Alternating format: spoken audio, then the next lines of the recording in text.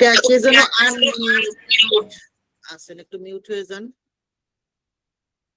ঠিক আছে, আপনারা সবাই ভালো আছেন?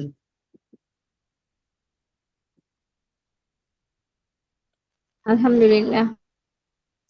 যাক, আলহামদুলিল্লাহ।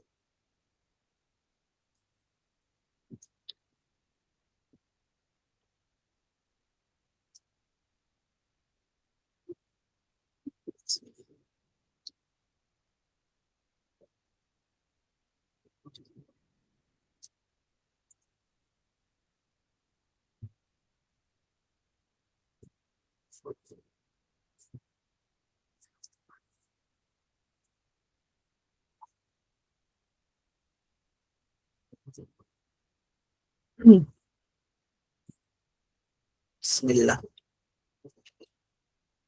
আজকে আমাদের ক্লাস 5। বিসমিল্লাহির রহমানির রহিম। আজকে আমরা রেকর্ডিং অন করছি তো, আপুটা দেখেন তো সবাই। হ্যাঁ করছো। ওকে, ঠিক আছে। আজকে আমরা কার্ডিওলজি পড়বো। হ্যাঁ, কার্ডিওলজি 1। 4টা কার্ডিওলজি শীট আছে, আমরা আজকে প্রথমটা শেষ করবো ইনশাল্লাহ। তাহলে কার্ডিওলজিতে প্রথমে আমরা দেখবো হার্ট। হার্টের ডেফিনেশনটা কি, হার্টটা কি করে? The heart is a muscular organ the pumps blood throughout the body, supplying oxygen and nutrients to tissue and removing carbon dioxide and waste. এখানে হার্টে হলো একটা মাসকুলার অর্গান, আমরা এটা জানি। হার্ট হলো একটা মাসকুলার অর্গান। এটাতে করে কি, মাসকুলার অর্গান থেকে, এই হার্ট থেকে ব্লাড পাম্প করে পুরো শরীরে যায় এবং সাপ্লাই করে কি অক্সিজেন এবং নিউট্রিয়েন্টসটা টিস্যুতে সাপ্লাই দেয়। আর যেগুলো ওয়েস্ট, বেশি কার্বন ডাইঅক্সাইড থাকে এবং ওয়েস্ট থাকে, সেগুলাকে এখান থেকে বের করে দেওয়া হয়, হার্ট থেকে বের করে দেয়। এটা হলো হার্টের ফাংশন, হার্টের কাজ। ওকে, এখন হার্টের কি আছে? হার্টে আমাদের 4টা চেম্বার আছে, আমরা জানি। কি কি chamber? Right atrium, left atrium, right ventricle, left ventricle. Right এট্রিয়ামটা কি করে? রিসিভ করে deoxygenated blood from the body via superior and inferior vena cava. Superior and inferior vena cava দিয়ে ডিঅক্সিজেনেটেড ব্লাড আমাদের রাইট এট্রিয়ামে আনে। এন্ড লেফট এট্রিয়াম রিসিভ করে কি oxygenated blood from the lung with pulmonary ভেইনের মাধ্যমে। এটা আমরা ডিটেলস একটু পরে দেখতেছি। রাইট ভেন্ট্রিকেল কি করে? এটা হলো ডিঅক্সিজেনেটেড ব্লাডটাকে পাম্প করে lung through the pulmonary artery এবং লাংয়ে পাঠিয়ে দেয় রাইট ভেন্ট্রিকেল থেকে। আর লেফট ভেন্ট্রিকেল করে কি অক্সিজেনেটেড ব্লাডটা হোল বডিতে থ্রু করে অ্যাওর্টার মাধ্যমে। এবং এই লেফট ভেন্ট্রিকেলটা কিন্তু আমাদের অনেক থিকেস্ট এবং স্ট্রং চেম্বার, কারণ এটা থেকে পুরো বডিতে ব্লাডটা আমাদের চলে যায় সেজন্য। আর ভালভ অফ হার্ট, হার্টের কয়টা ভালভ আছে আমরা দেখি। এখানেও 4টা ভালভ আছে, aortic valve, mitral valve, tricuspid valve and হলো পালমোনারি ভালভ।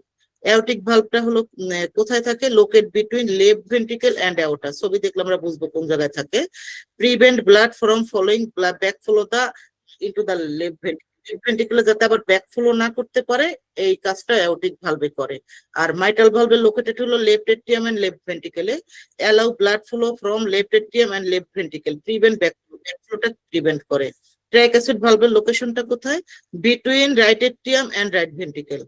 এটা প্রিভেন্ট করে রাইট ভেন্ট্রিকেলে আবার ব্লাডটা যাতে চলে না যায়, এটাকে প্রিভেন্ট করা হয়। আর পালমোনারি ভেন যেটা আছে, সেটা হলো between right ventricle and pulmonary আর্টারির মাঝখানে থাকে, সেটা হলো পালমোনারি ভেন। এটা প্রিভেন্ট করে ব্যাকফ্লো, যাতে ব্লাডটা রাইট এট্রিয়ামে আবার ফিরে না আসে, সেটা দেখে।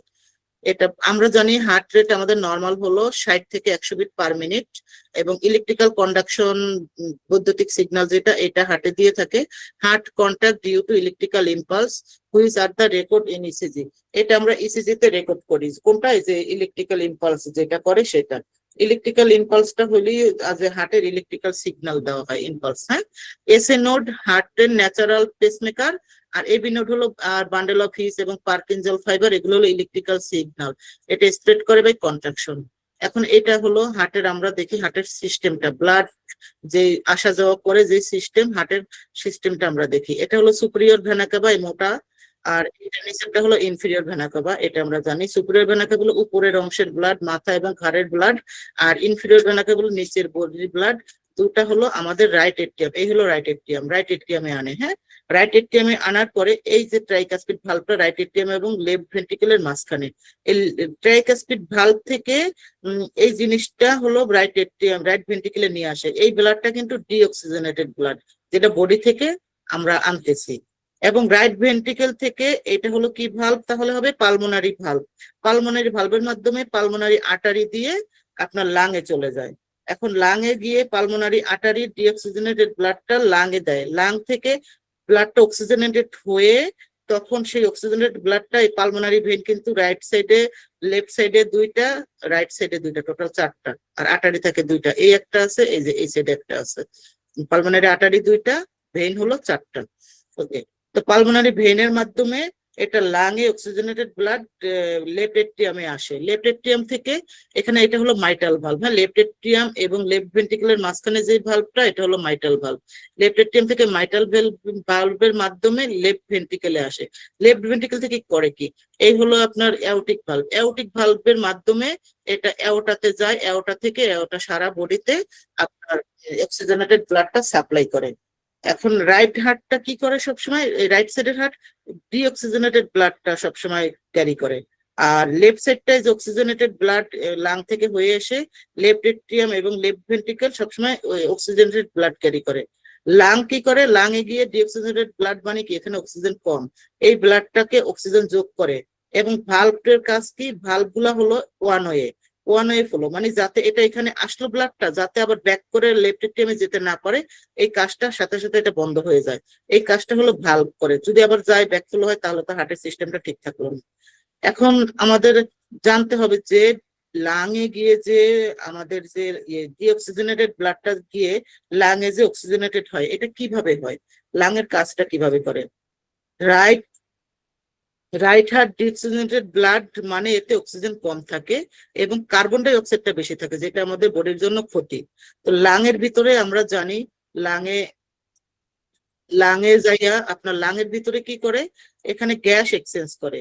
সেটা কিভাবে করে, লাঙের ভিতরে আমরা জানি ছোট ছোট ছোট ছোট এরকম এরকম এরকম অ্যালভিউলাই থাকে, দুইটা লাঙেই অ্যালভিউলাই থাকে। এই অ্যালভিউলাই মানে এটা হলো একটা স্যাক, এটাকে স্যাকও বলা হয়, অ্যালভিউলাই বলা হয়। এই অ্যালভিউলাইতে যাইয়া অ্যালভিউলাইয়ের চারপাশে কিছু এগুলার চারপাশে কিছু পালমোনারি ক্যাপিলারি থাকে, মানে ছোট ছোট রক্তনালী থাকে, হ্যাঁ। এইখানে দুইটা ঘটনা ঘটে। সেটা কি ঘটে, অক্সিজেন অ্যালভিউলাই থেকে ব্লাডে ঢোকে, অ্যালভিউলাই থেকে অক্সিজেনটা ব্লাডে ঢোকে, কারণ ব্লাডে অক্সিজেন কম থাকে আর ডিফিউজ হয়, রক্তে তখন চলে আসে। অ্যালভিউলাইতে কিন্তু অনেক অক্সিজেন ক্যারি করে, এই অক্সিজেনটা এখান থেকে ডিঅক্সিজেনেটেড ব্লাডটা এসে এখান থেকে এখানে রেখে এখান থেকে আপনার অক্সিজেনেটেড ব্লাডটা নিয়ে যায়। এই ডিফিউজ হয়, ডিফিউজটা কি, ডিফিউজটা হলো যে একটা প্রাকৃতিক ভাবে কোনো সাবস্টেন্স, যেমন অক্সিজেন হোক, কার্বন ডাই অক্সাইড হোক, এগুলা যদি বেশি কনসেন্ট্রেট থেকে কম কনসেন্ট্রেটে চলে যাওয়া, এটা করে কি এই অ্যালভিউলার মধ্যে। মানে লাংয়ের অ্যালভিউলাইতে অক্সিজেন সবসময় অনেক বেশি থাকে কিন্তু ব্লাডে কম থাকে অক্সিজেনটা। তখন ন্যাচারালি ব্লাড কি করে, অক্সিজেনের দিকে, অক্সিজেন সবসময় ব্লাডের দিকে চলে আসে। অক্সিজেন যখন চলে আসলো তখন কার্বন ডাই অক্সাইড যখন আমাদের বেশি থাকে, এখান থেকে যে ডিঅক্সিজেনেটেড ব্লাডে যে আমরা কার্বন ডাই অক্সাইডটা বেশি পেলাম, অক্সিজেন কম পেলাম, এটা বুঝলাম, এখান থেকে অক্সিজেনটা ক্যারি করে নিলাম। আর যে বেশি কার্বন ডাই অক্সাইড ওটা অ্যালভিউলাইতে রেখে দেয়। অ্যালভিউলাই করে কি, এটা সাধারণত আমরা যখন এই যে শ্বাস নেই, শ্বাস প্রশ্বাসের মাধ্যমে এই ব্লাড বেশি কার্বন ডাই অক্সাইডটা আমরা বের করে দেই, ঠিক আছে। অ্যালভিউলাই থেকে শ্বাস প্রশ্বাসের মাধ্যমে আমরা এটা বের করে দিই। সেটা এই জন্য আবার এই অক্সিজেনেটেড ব্লাডটা পালমোনারি ভেইন দিয়ে তখন আমাদের লেফট এট্রিয়ামে আসে। এই হলো টোটাল ব্লাড সার্কুলেশনটা আমাদের হার্টের, হ্যাঁ।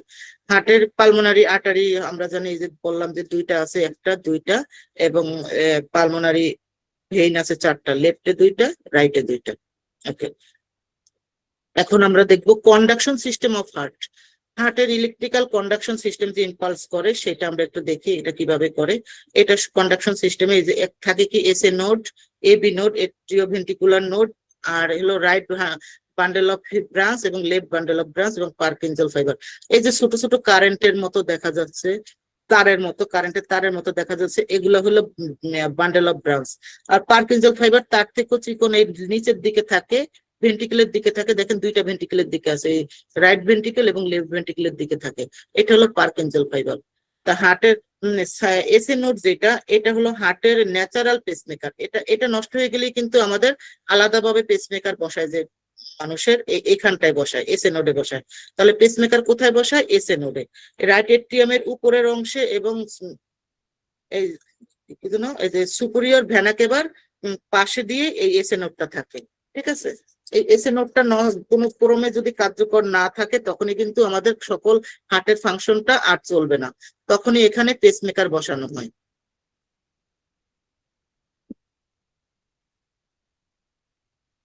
এসি নোডের কাজটা কি? এসি নোড হলো হার্টবিট শুরু করে। প্রতি মিনিটে যে আমাদের 60 থেকে 100 বার আমরা 100 বার আমরা হার্টবিট দিয়ে থাকি প্রতি মিনিটে, পার মিনিটে, এটা হলো আমাদের এসি নোড থেকে তৈরি হয়, ইম্পালস তৈরি করে। এই এট্রিয়াম কন্ট্রাকশন, এটাকে আবার এট্রিয়াল কন্ট্রাকশন বলা হয়। এসি নোড থেকে ইম্পালস ছড়ায়া 2 এট্রিয়ামে যায়। কোথায় কোথায় যায়? রাইট এট্রিয়ামে এন্ড হলো লেফট এট্রিয়ামে। এট্রিয়াম দুইটাকে সংকুচিত করে ব্লাডকে ভেন্ট্রিকেলের দিকে পাম্প করে। এটা হলো এসি নোডের কাজ। এখন তাহলে এবি নোডটা কি করে? এবি নোডের অবস্থান হলো এই যে রাইট এট্রিয়ামে, হ্যাঁ, রাইট এট্রিয়ামে এবং ইন্টারভেন্ট্রিকুলার সেপ্টাল জাংশনের মধ্যে এটার অবস্থান, রাইট এট্রিয়ামে। এটার ফাংশন কি? যে ইম্পালস করে পাঠালো, এটাকে আবার একটু সময়ের জন্য ভেন্ট্রিকেলে পাঠায়, ইম্পালস করে রাইট এট্রিয়াম থেকে ভেন্ট্রিকেলে পাঠালো এসএ নোড। কিন্তু এবি নোড আইসে এখানে করে কি, 0.1 সেকেন্ডের জন্য, 0.1 সেকেন্ডের জন্য এখানে একটু স্লো করে দেয়। কারণ এই স্লো করাটা দরকার, কারণ এট্রিয়াম যাতে আগে কন্ট্রাকশনটা করতে পারে, সেজন্য 0.1 সেকেন্ড, খুবই কম, এইটুক সময়ের জন্য সংকুচিত করে। মানে হলো ইম্পালসকে সাময়িকভাবে একটু থামিয়ে দেয়, দিয়া যাতে হার্ট চেম্বার গুলো ঠিকভাবে আবার আগের মতো আগের জায়গায় ফিরে যায়, সেই জন্য এইটুকু তারা একটু মানে থামায় রাখে। এখন আসি আমরা বান্ডেল অফ হিস। এই বান্ডেল অফ হিস হলো দুই রকমের। এটা হলো করে কি, এবি নোড থেকে ইম্পালসকে ভেন্ট্রিকেল পর্যন্ত পৌঁছায় দেয়, রাইট ভেন্ট্রিকেল আর লেফট ভেন্ট্রিকেল, দুইটা ভেন্ট্রিকেলেই বান্ডেল অফ হিস পৌঁছায় দেয়। রাইট ভেন্ট্রিকেলে হলো যে আপনার রাইট সাইডে রাইট বান্ডেল অফ হিস হলো রাইট ভেন্ট্রিকেলে পৌঁছায়, আর লেফট বান্ডেল অফ হিস হলো যে লেফট ভেন্ট্রিকেলে পৌঁছায়। এখন এখানে যখন আপনার এই ইয়ার পৌঁছায় দিল ইম্পালসটা, তখন তারপরে হলো পার্কিনসন ফাইবার হলো লাস্ট কাজ। পার্কিনসন ফাইবার কোথায় থাকে? একদম এই দেখেন ভেন্ট্রিকুলের ইনার ওয়াল, মানে এন্ডোমেট্রিয়াম ওয়ালে থাকে ভেন্ট্রিকেলে। আমরা জানি হার্টের 3টা লেয়ার, একটা হলো পেরিকার্ডিয়াম, মায়োকার্ডিয়াম, আর একটা হলো এন্ডোকার্ডিয়াম। এন্ডোকার্ডিয়াম হলো একদম ভিতরের লেয়ার। এইটার কাজ ভেন্ট্রিকুলার কন্ট্রাকশনটা সম্পূর্ণভাবে এই পার্কিনসন ফাইবার ছড়াইয়া দেয়। এই দুইটা ভেন্ট্রিকুলার কন্ট্রাকশন, ভেন্ট্রিকেল সিস্টুল শুরু হয়, ব্লাড অ্যাওর্টা ও পালমোনারি আর্টারিতে যায়। এটা হলো ভেন্ট্রিকেল সংকোচন করার জন্য শেষ ধাপের ইলেকট্রিক্যাল সিগন্যাল। এটা হলো সম্পূর্ণ শেষ ধাপ। এই ইলেকট্রিক্যাল সিগন্যালের শেষ ধাপই হলো পার্কিনসন ফাইবার, আর প্রথম ধাপ ছিল কি, এসএ নোড। ঠিক আছে, এটা হলো আমাদের ইলেকট্রিক্যাল ইম্পালস, পুরো হার্টের কন্ডাকশন সিস্টেম। ওকে, এখন আমরা আসি বেসিক ইসিজি। বেসিক ইসিজিতে কি আছে?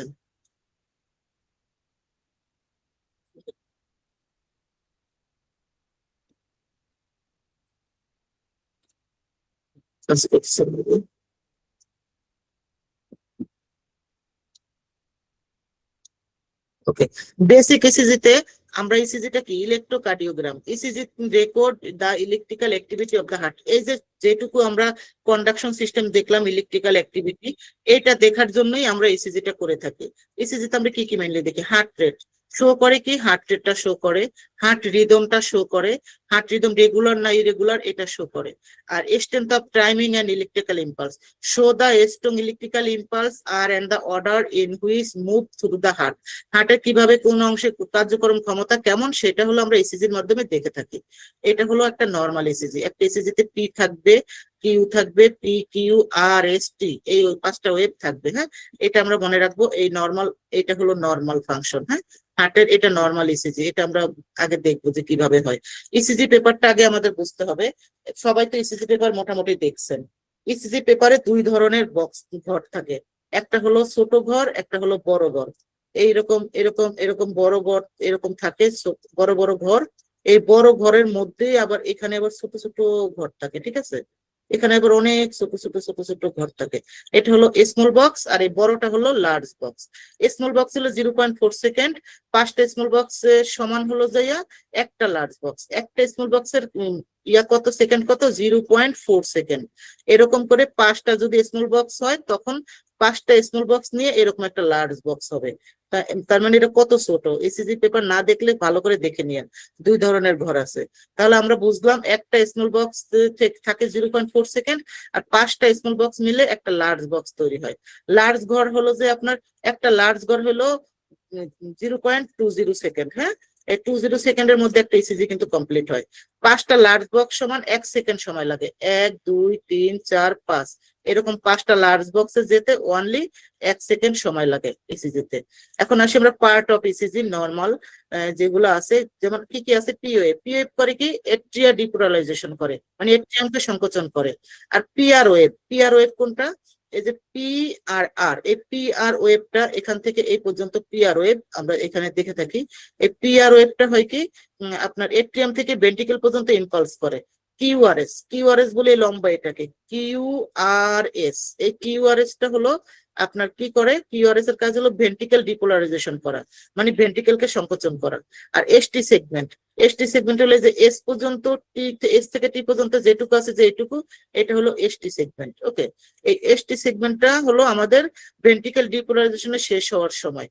টিটা কি, টিটা হলো ভেন্ট্রিকেল রিপোলারাইজেশন, ভেন্ট্রিকেলের এখন বিশ্রাম, একটু বিশ্রাম দেয়। কিউআরএস টি এখানে এসে একটু বিশ্রাম দিয়ে আবার নতুন করে আর একটা কন্ডাকশন শুরু করে। ঠিক আছে, এটা হলো বিশ্রাম, সেকেন্ডের মধ্যে একটু বিশ্রাম। কিউটি ইন্টারভাল হলো ভেন্ট্রিকেল কন্ট্রাকশন প্লাস রিল্যাক্সেশনের সময়। এখন এট্রিয়াল ডিপোলারাইজেশন, এট্রিয়াল ডিপোলারাইজেশনটা কি, এটা হলো পিওএফ কে সবসময় কনভার্ট করে, খেয়াল রাখতে হবে। এটা হলো এট্রিয়াম এর সংকোচন। This is the electrical activation of the atria, the upper chamber of the heart. It signal that the atria muscle are getting ready to contraction and push blood into the ventricle. এটা হলো এট্রিয়ামের উপরের অংশ। হ্যাঁ, উপর থেকে যেই electrical অ্যাক্টিভেশনটা দেওয়া হয়, এটা উপর থেকে প্রস্তুতি তৈরি করে। করলে এটা আমরা ইয়াতে কিভাবে দেখি, ইসিজিতে দেখি, এটা পি ওয়েভ তৈরি করে। এট্রিয়াতে যেই যেই কন্ডাকশনটা তৈরি করে সেটা আমরা পি ওয়েভ হিসাবে দেখি। কোশ্চেনে কিন্তু থাকে পি ওয়েভটা কোন জায়গার হয়, এটা এট্রিয়া না ভেন্ট্রিকেল, তাহলে এটা হলো এট্রিয়ার, এট্রিয়ার ইলেকট্রিক্যাল অ্যাক্টিভেশনটা দেখা হয়। এটা হলো ডিপোলারাইজেশন। মনে রাখবেন পি প্রিপেয়ার, উপরের চেম্বার প্রস্তুত নিচ্ছে, পি হচ্ছে মানে উপরের চেম্বারটা প্রস্তুত নিচ্ছে। আর ভেন্ট্রিকুলার ডিপোলারাইজেশনটা কি কিউআরএস কমপ্লেক্স করে, যেটা এই যে এরকম, এই যে কিউ আর এস, কিউআরএস টা হলো ভেন্ট্রিকুলার। হ্যাঁ, এই ventricular electrical activity, ventricular electrical activity দেখা হয় lower chamber of the heart. আমরা জানি ভেন্ট্রিকেলটা থাকে সবসময় হার্টের lower chamber, right ventricle and left ventricle. Okay, এটা হলো it causes of ventricle to contraction strongly. এটা হলো স্ট্রংলি পাম্প করে and blood out of the lung, এবং লাং এর মধ্যে দিয়ে দেয় এবং বডি, পুরো বডিতে যায়। ইসিজি তে appear to QRS complex. QRS complex মানে তাহলে আমরা বুঝলাম কি এটা হলো ভেন্ট্রিকেলকে কন্ট্রাকশন করে। আর এখন ইসিজি তে যে কমপ্লেক্স দেখা হয় পুরাটা দেখা হয়। মনে রাখবেন কিউআরএস হলো কুইক রিয়ালি স্ট্রং, নিচে চেম্বার শক্তভাবে রক্ত পাম্প করছে কিনা সেটা দেখে হলো কিউআরএস। আর ভেন্ট্রিকেল রিপোলারাইজেশনটা কি টিওএফ। টিওএফটা আমরা বললাম যেটা শেষ ধাপ, এটা হলো ভেন্ট্রিকেলের শেষ ধাপ। রিকভারি ইলেকট্রিক্যাল আফটার কন্ট্রাকশন, কন্ট্রাকশনের পর ইলেকট্রিক্যাল আগের ইম্পালসে ফিরে যাওয়ার আগে একটু সময় যে বিশ্রাম নেয় সেটা হলো টিওএফ এর কাজ। হ্যাঁ, এটা এই বিশ্রাম নেওয়াটাকেই বলে রিপোলারাইজেশন। আর যেটাতে কাজ করছে সেটা হলো ডিপোলারাইজেশন। ভেন্ট্রিকেলে কিউআরএস দিয়ে এটা কাজ করতেছে, আর এট্রিয়াল ডিপোলারাইজেশন পিওএফ দিয়ে করতেছে। আর রিপোলারাইজেশন টিওএফটা এটা হলো আর একটা সিগনালে যাওয়ার আগে সে একটু সময়ের জন্য রেস্ট নিচ্ছে, এটা হলো টিওএফ। টিওএফ মানে রিল্যাক্স, বেশি বিশ্রাম নিচ্ছে। তাহলে পিওএফ দেখলাম যে পিপিআর উপরের চেম্বার, কিউআরএস হলো কুইক রিয়ালি স্ট্রং, নিচের চেম্বার শক্তভাবে সংকোচন করে। আর টিওএফ হলো সবসময় টাইম টু রিল্যাক্স, একটু সময়ের জন্য রিল্যাক্স করে। এখন আসি আমরা ইসিজি। ইসিজিটা একটু মন দিয়ে দেখতে হবে, কারণ ইসিজিটা আপনারা যাতে দেখলে একটু বুঝতে পারেন যে আসলে কোনটা কি। হার্ট রেট, প্রথমে ইসিজিতে আমরা বললাম না রিদম দেখে, হার্ট রেট দেখে। এখন এই হার্ট রেট দেখার জন্য 300 রুল আছে। এই 300 রুলটা কি, দুইটা আর ওয়েভের মধ্যে কত লার্জ বক্স আছে তা গণনা করা। এই যে কিউআরএস যেটা আছে আমাদের, এই আর ওয়েভ এখানে একটা থাকলো, আবার এখানে গেল। আপনার ইসিজিটা তো এরকম আসবে, এখানে একটা দেখাই, তাহলে এখান থেকে আপনাদের সুবিধা হবে করতে। এই যে জিনিসটা এখানেই আছে। মনে করেন যে এই একটা আর, কিউ আর এস, এখানে একটা আর, আর এটা একটা আর। এই দুইটা আর এর মাঝখানে কতটুকু কয়টা ঘর ইউজ করলো, সেটা লার্জ ঘর ইউজ করলো সেটা গণনা করতে হবে। যদি 1 2 3 4, এখানে 4টা ঘর ইউজ করলো, অনেক সময় 5টা ঘর ইউজ করে, এই 5টা পর্যন্ত এসে 8টা থেমে যায়। অনেক সময় যাদের প্রবলেম থাকে, টেকিকার্ডিয়া থাকে, তাদের দেখা যাচ্ছে যে 2টা ঘরে এসে থেমে গেল। আবার অনেকের আছে দেখা যাচ্ছে যে একটা ঘরে এসে থেমে গেলো, একদম ভেন্টিকুলার টেকিকার্ডিয়া হলে এরকম ঘন ঘন হয়ে থাকে। তাহলে আমরা 1 বক্সে 300 এবং 2 বক্সে 150 বিট পার মিনিট, 3 বক্সে 100 বিট পার মিনিট, 4 বক্সে হলে 75, আর 5 বক্সে হলে 60। কিভাবে বুঝলাম এটা আমরা? এটা হলো 300 রুল দিয়ে বুঝলাম। এক বক্সে যদি 300 থাকে, এখন আমরা ক্যালকুলেশনটা দেখি। মনে করেন এখানে আছে আপনার একটা লার্জ বক্স, 2টা লার্জ বক্স, 3টা লার্জ বক্স, 4টা লার্জ বক্স। এই 4টা লার্জ বক্স কে আপনি 300 দিয়ে ভাগ দিবেন, 300 ভাগ 4।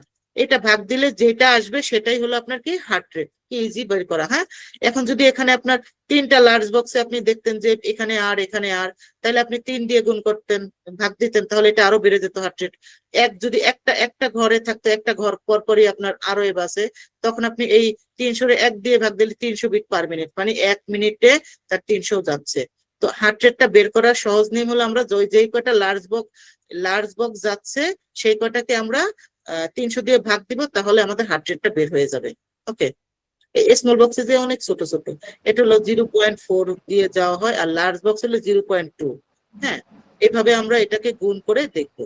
ঠিক আছে, এখন আসি আমরা রিদমটা হলো আর আর আপু একটা কথা, জি আপু। এই যে 300 যেটা, এটা কি আমাদের ফর্মুলা 300 নাকি এটা ওটা কোনো ফর্মুলা, বক্স এটা কাউন্ট করে? ফর্মুলা, এটা ও ফর্মুলা আচ্ছা 300। এই যে রুলই লেখা আছে 300, হ্যাঁ, 300 রুল। আচ্ছা আচ্ছা, ঠিক 300 আছে। রুল দিয়ে আমরা এটা করতে পারবো। ওকে, এখন আসি আমরা রিদমটা হলো আর আর ইন্টারভেল সমান আছে কিনা। এখানে একটা আর, এখানে একটা আর, পরেরটা দেখা গেল আরটা এখানে চলে আসছে, আবার পরেরটা দেখা গেল অনেক দূরে চলে গেছে। এই যে ইন্টারভেলটা এটা সমান আছে কিনা, এটা হলো রিদম। হ্যাঁ, প্রতিটি কিওরেস এর আগে কি আবার পিওএফটা আছে কিনা এটাও দেখতে হবে। এটা না থাকলে কিন্তু তার মানে তার অ্যাবনর্মালিটিস আছে। পিওএফটা আছে কিনা এটা আমাদের দেখতে হবে। প্রথমটা তো পিওএফ, আর পিওএফ এর পরে কি কিউআরএস আছে কিনা। আবার দেখা যাচ্ছে অনেক জায়গায় আপনার এরকম পিওএফ আসলো, আর কিছু কিউআরএস দিল না, পরে আর একটা পি এসে তখন কিউআরএস দিল। এখানে যে একটা কিউআরএস মিসিং, তার মানে সামথিং রং, তার কোনো প্রবলেম আছে, এটা আগে দেখতে হবে। পিচ পর পরই একটা কিউআরএস থাকবে। নিয়ম হলো এই পি থাকবে, পির পরে একটা কিউআরএস থাকবে, ছোট্ট টি থাকবে, দেন আবার পি থাকবে, পির পরে একটা কিউআরএস থাকবে। এইভাবে হাতটা ইসিজিটা যাবে। ঠিক আছে, যদি একটা মিসিং হয় তখন বুঝতে হবে এটা কোনো একটা প্রবলেম হয়েছে। প্রবলেমটা আমরা পরে বুঝতে পারবো। তাহলে রিদম রেগুলার মানে নর্মাল না অ্যাবনর্মাল, এটা আপনি বুঝবেন। যদি এরকম একটা 1 2 3 4, এখানে দেখা গেছে 4টা ঘরের পরে একটা একটা কিউআরএস আসছে, আবার এখানে দেখবেন 4টা ঘরের পরে একটা কিউআরএস আসছে, তার মানে এটা নর্মাল।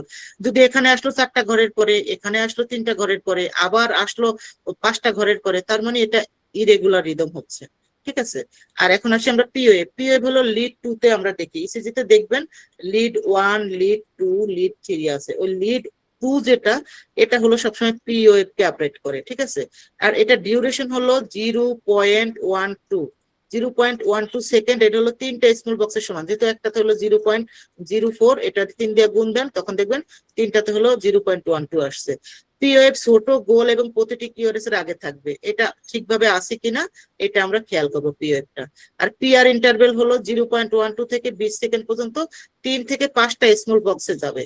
হ্যাঁ, এটা বাংলায় এট্রিয়াম থেকে ভেন্ট্রিকেলে ইম্পালস পৌঁছানোর সময়। ইম্পালস মানে ইলেকট্রিক্যাল অ্যাক্টিভিটি যেটা আছে, কন্ডাকশন, সেটা পৌঁছানোর যেই টাইমটুকু পিআর, সেটুকু হলো আপনার পিআর করে। ঠিক আছে, আর কিউআরএস কি করে? কিউআরএস আমরা জানি যে এটা ভেন্ট্রিকেলকে সংকোচন করে, ইলেকট্রিক্যাল অ্যাক্টিভিটি ভেন্ট্রিকেলেরটা দেখায়।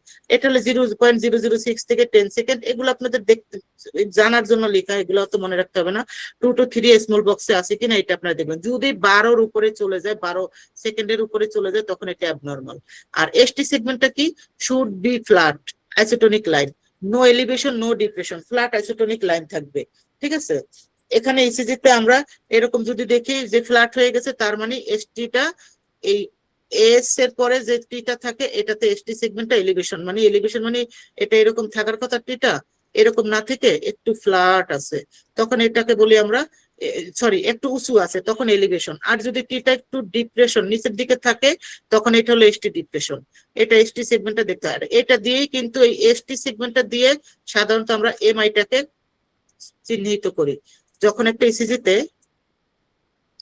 আপনার এটা হলো P Q R S T, S থেকে টি পর্যন্ত এটা ঠিকভাবে আছে কিনা এটা আমাদের দেখতে হবে। এসটিটা যদি এলিভেশন হয় তাহলে এসটিএমআই হবে, আর এসটিটা যদি এরকম ডিপ্রেশন হয়ে যায় নিচের দিকে থাকে তখন হবে এনএসটিএমআই। এনএসটিএমআই। আর উপরের দিকে যদি এসটি এলিভেশন থাকে তখন হলো এসটিএমআই। এসটিএমআইটা খারাপ, এনএসটিএমআইটা মোটামুটি পেশেন্ট চলতে পারে, ডিপ্রেশন হলে প্রবলেম নেই, কিন্তু এলিভেশন হলে বেশি প্রবলেম।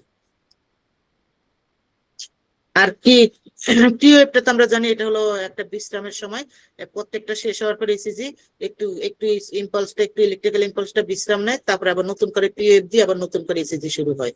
এটা হলো ইসিজির ধাপ। এবং কিউটিটা হলো আমার কোশ্চেন ছিল হুম আপু, ওই যে অনেক ইয়াতে থাকে মায়োকার্ডিয়াল ইনফেকশন হচ্ছে নন এস্টিমিয়ায়, তো সেই ক্ষেত্রে আমরা ইসিজি দেখে কিভাবে বুঝবো যে তার মায়োকার্ডিয়াল ইনফেকশন হয়েছে? হ্যাঁ, আমরা যখন নিচের দিকে যাব একটু বুঝতে পারবো। এখন একটুখানি দেখাইলাম আপনাকে যে আপনার যদি এখানে ইসিজিতে এটা হলো এস, ওকে, এটা মুছে দিই। যখন নন এসটিএমআই হবে তখন আপনি ইসিজিতে দেখবেন কি আপনার যে যে কিউ, এটা হলো P, Q R S T. এই টিটা হবে কি আপনার এরকম উপর দিকে থাকবে না, টিটা একটু ফ্ল্যাটের দিকে থাকবে, ডিপ্রেশন থাকবে। হ্যাঁ, এই ডিপ্রেশন থাকলে আপনি বুঝবেন নন এসটিএমআই। আর যদি আপনার টিটা যদি এলিভেশন থাকে, উপরের দিকে থাকে, এখন তো এটা নর্মাল আছে, তখন আরো একটু বেশি উপরের দিকে থাকবে টিটা, তখন হলো এসটিএমআই। বুঝতে পারছেন আপু? এই শুধু এটা দিয়ে আপনি নন এসটিএমআই এবং এসটিএমআই বুঝতে পারবেন। এই টিটা উপরের দিকে বেশি থাকবে এলিভেশন, তখন এসটিএমআই। টিটা যদি নিচের দিকে থাকে এই এসটিটা, তখন হলো এনএসটিএমআই। ওকে, হুম, ঠিক জি আছে। আপু। এখন আসি আমরা normal sinus rhythm. Normal sinus রিদমটা হলো কি, আমরা জানি যে হার্ট রেট হলো 60 থেকে 100, রেগুলার রিদম থাকতে হবে। P before QR, every QRS, QRS এর আগে অবশ্যই পি থাকতে হবে। পিআর ইন্টারভেল 0.12 থেকে 0.20 পর্যন্ত থাকবে, কিউআরএস লেস দেন 0.12। এটা কিন্তু সেকেন্ড, একদম ন্যানো সেকেন্ড। আর নর্মাল এসটি আর টি, টিটা এবং এসটিটা নর্মাল থাকবে। এখন আসি আমরা ইসিজি লিড। এই টোটাল লিড হলো আমাদের 12টা। Limb lead, look at the heart frontal plane, মানে সামনের সাইডটা দেখে হলো লিম্ব লিড। এখন আমরা লিম্ব লিডটা দেখবো, আগে দেখি ইলেকট্রোডস গুলা কি কি। এটা একটু ভালো করে আপনারা দেখবেন। রাইট এট্রিয়ামে, রাইট আর্মে কোনটা দেই, লেফট আর্মে কোনটা দেই, left leg, left B1, B2, B3, B4, B5, B6, এখানে কোনটা কোন জায়গায় দিয়ে সুন্দর করে বর্ণনা করা আছে। এটা একটু দেখে ভালো করে মুখস্থ করে নেবেন। এটা আমরা ইসিজি করার সময় ভুলভাল দিয়ে থাকি, যাতে ভুল না হয় কোনটা কোন জায়গায় দিব এখানে লেখা আছে, এটা একটু দেখবেন। আর লিড সবসময় 1, 2, 3, এই লিডটা আমাদের কিন্তু ইসিজিতে আপনি লাগালেন কি, ইসিজিতে লাগালেন হলো এই 4 হাত বা 4টা লিড, আর হলো আপনি বুকের মধ্যে V1 থেকে V6 পর্যন্ত দিলেন। এখন লিড 1, 2, 3 কোথা থেকে আসে, এবং ABR, ABL, ABF এগুলো ইসিজিতে দেখতে পান, ঠিক আছে না? এগুলা কোথা থেকে আসে? ABRটা কি আর্গুমেন্টেড ভেক্টর রাইট হ্যান্ড, আর ABL হলো আর্গুমেন্টেড ভেক্টর লেফট হ্যান্ড, ABFটা হলো আর্গুমেন্টেড ভেক্টর ফুট। ওকে, আমাদের হার্টে যখন আমরা ইসিজিটা লাগাই, প্রথমে আমাদের ইসিজিতে লেফট, এই যে লেফট আর্ম থেকে রাইট আর্ম পর্যন্ত যেটুকু দেখা হয় এটা হলো লিড 1-এ কনভার্ট করে হয়ে যায়, ঠিক আছে? এটা হলো লিড 1। আবার একটা হলো লিড 2, কোনটা হবে? এই লেফট লেগ থেকে রাইট আর্ম পর্যন্ত আবার যেভাবে দেখানো হয় সেটা হলো লিড 2। এবং হলো যে লেফট লেগ থেকে লেফট আর্ম পর্যন্ত দেখানো হয় সেটা হলো লিড 3। এখন এই তিনটা দেখলাম। রাইট লেগের এটার কোনো কাজ নাই, এটার কাজটা কি? এটাতে কোনো কিছু দেখে না, এটা আমি একটু পরে বলছি এটার কি কাজ। এখন আপনি মনে করেন যে লিড গুলো আপনার এখান থেকে তৈরি করে দিল, আর আপনার ইলেকট্রোডস গুলা যে আমরা দিলাম 3টা লিড তৈরি করছে, আর আরেকটু প্রসেসিং করার জন্য আপনার ইসিজি মেশিন করে কি, সে 3টা আর্গুমেন্টেড লিম্ব লিড তৈরি করে দেয়। এটা কিন্তু ইসিজি করে, ইসিজি মেশিন করে, এটা কোনো কিছুতে করে না। এটা হলো আরেকটু প্রসেসিংটা মেশিন এটা করে। কি কি করে? ABR, ABL, ABF। ABR হলো রাইট হ্যান্ড, আর ABL হলো লেফট হ্যান্ড, আর ABF হলো লেফট লেগ। রাইট লেগ কিন্তু নাই, খেয়াল করছি আমরা, রাইট লেগ কিন্তু কোথাও নাই। তার মানে 3টার কাজ হচ্ছে। তাহলে ইসিজি হলো, তাহলে আমরা 12টা কোথা থেকে পাইলাম? প্রথমে V1 থেকে V6 পর্যন্ত 6টা, আর এই 4টা মিলে আমাদের হইলো কোনটা? লিড 3টা তৈরি হলো, আর ইসিজি মেশিন করলো 3টা, এই টোটাল হলো 12টা। আমরা তো ইসিজি তে কখনো রাইট আর্ম লেফট আর্ম এগুলা দেখি না। ইসিজি তে দেখি আমরা লিড 1 2 3 এবং এবিআর এবিএল এবিএফ। তাহলে এগুলা তৈরি করলো কে? এই যে আপনি যে হাত পায়ে যে ইলেকট্রোডস গুলো দিয়েছেন এগুলাতে এটা তৈরি করলো। আর এই তিনটা তৈরি করলো কে? ECG machine. এগুলার কাজ কি?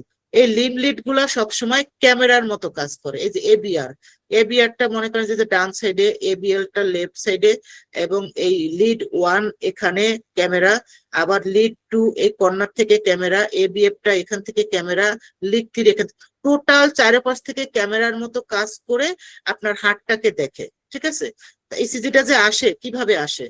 তাহলে এগুলার কাজটা হলো ক্যামেরার মতো কাজ করছে, কাজ করে আপনার হার্টটাকে চারপাশ থেকে দেখছে, ইনফিরিয়র ওয়াল দেখছে, লেটারাল ওয়াল দেখছে, ওভারঅল রিদম দেখছে, দেখে আপনাকে একটা ইসিজি রিডিং দিবে। লিম্বে হার্ট অ্যাটাক, হার্টে লিম্ব লিড হার্টকে সামনের দিকে ফ্রন্ট থেকে দেখে, যে সামনের সাইড থেকে প্রত্যেকটাকে সামনে থেকে দেখে। এগুলো হার্টের নিচের অংশ, যে ইনফিরিয়র ওয়াল দেখে, লেটারাল ওয়াল দেখে, এবং ওভারঅল হার্ট রিদমটা দেখে। এই হলো আমাদের লিড গুলার কাজ। এটা আমরা বুঝতে পারছি।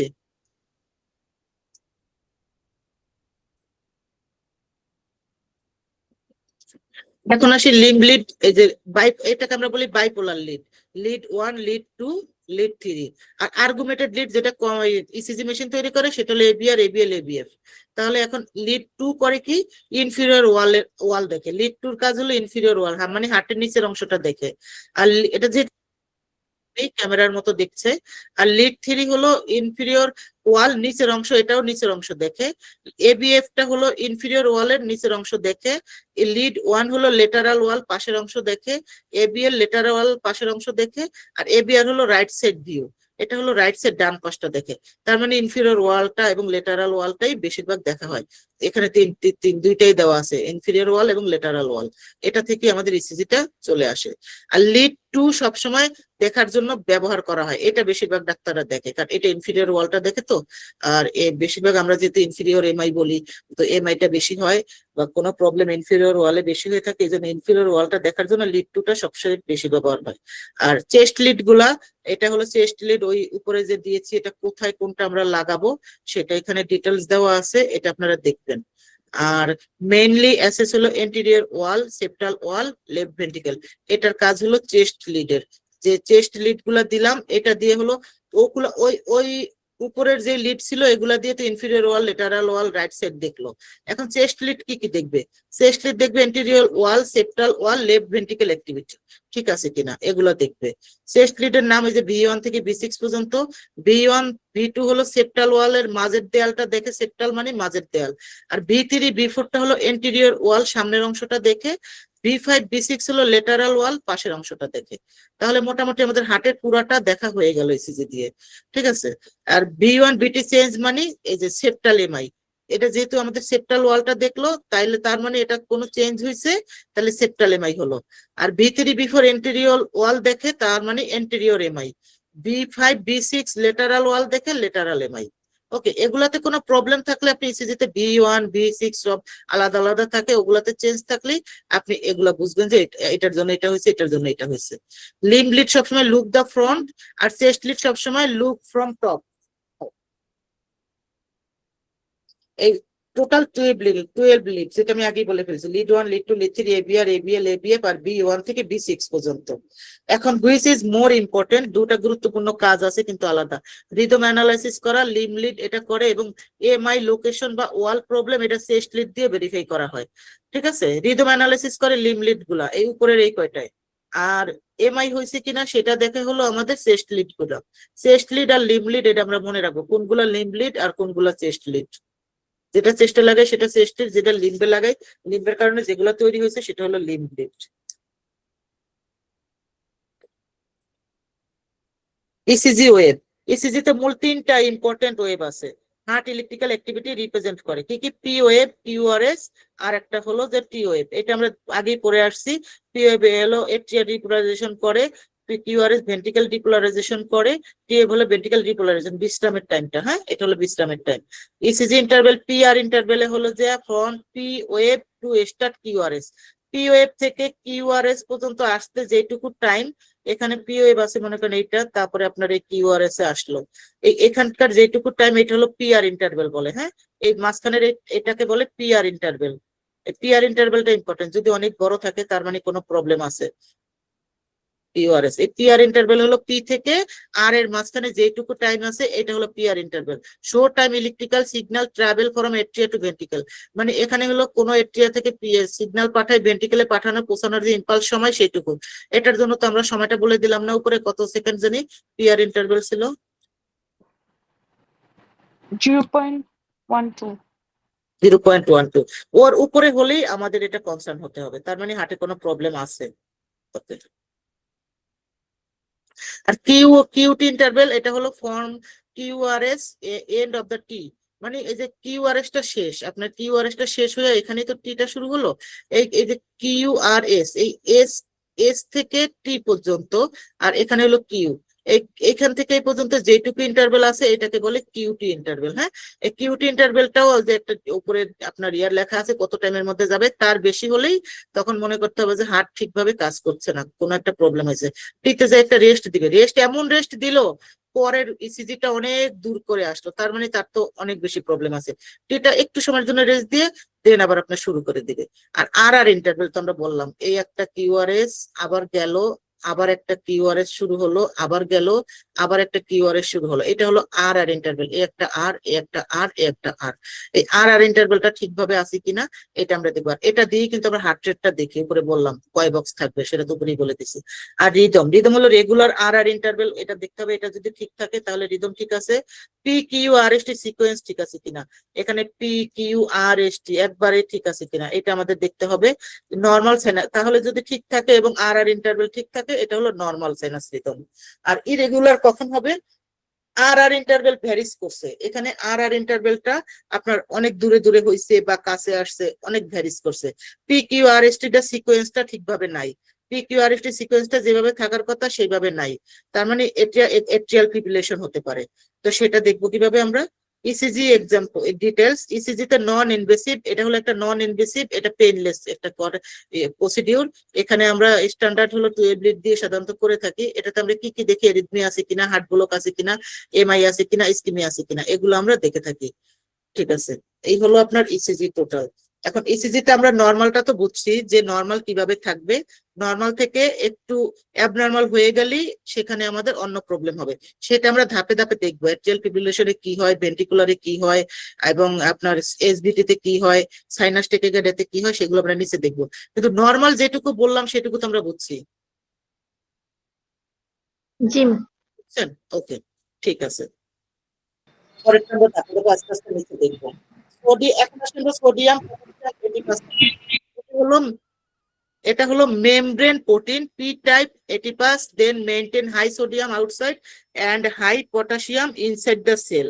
এখানে সোডিয়াম পটাশিয়াম এটা হলো একটা প্রোটিন যা সেল মেমব্রেনে থাকে, হ্যাঁ। তো সেল মেমব্রেনের কাজ হলো সেলের ভিতরে পটাশিয়াম বেশি থাকবে আর বাইরে সোডিয়াম বেশি রাখা।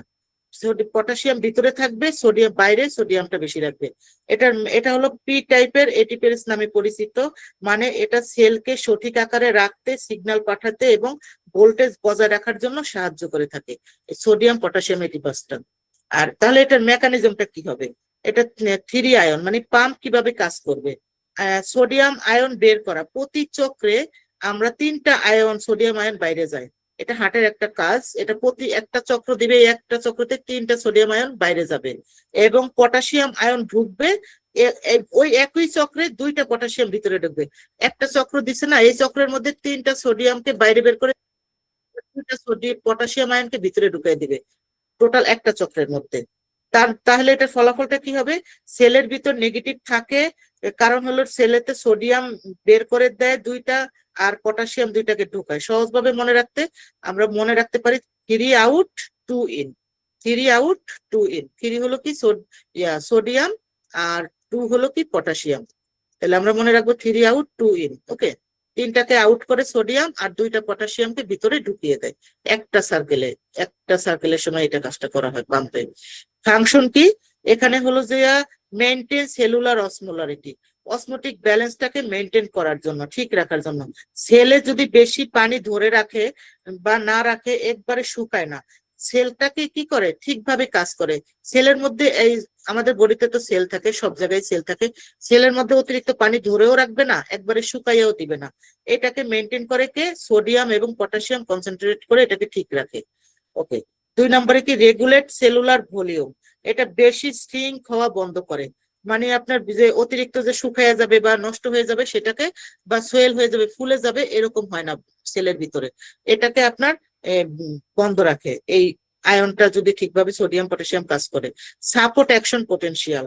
এটা অ্যাকশন পোটেনশিয়াল হলো কি, হার্ট মাসেল ঠিকভাবে কাজ করতে পারে এই অ্যাকশন পোটেনশিয়ালটা ঠিকভাবে থাকলে, মানে হার্ট ঠিকভাবে সিগন্যাল দিচ্ছে কিনা বা ইম্পালস হচ্ছে কিনা এটা ঠিকভাবে পাঠাতে পারে এই আপনার সাপোর্ট পোটেনশিয়াল অ্যাকশনের কারণে।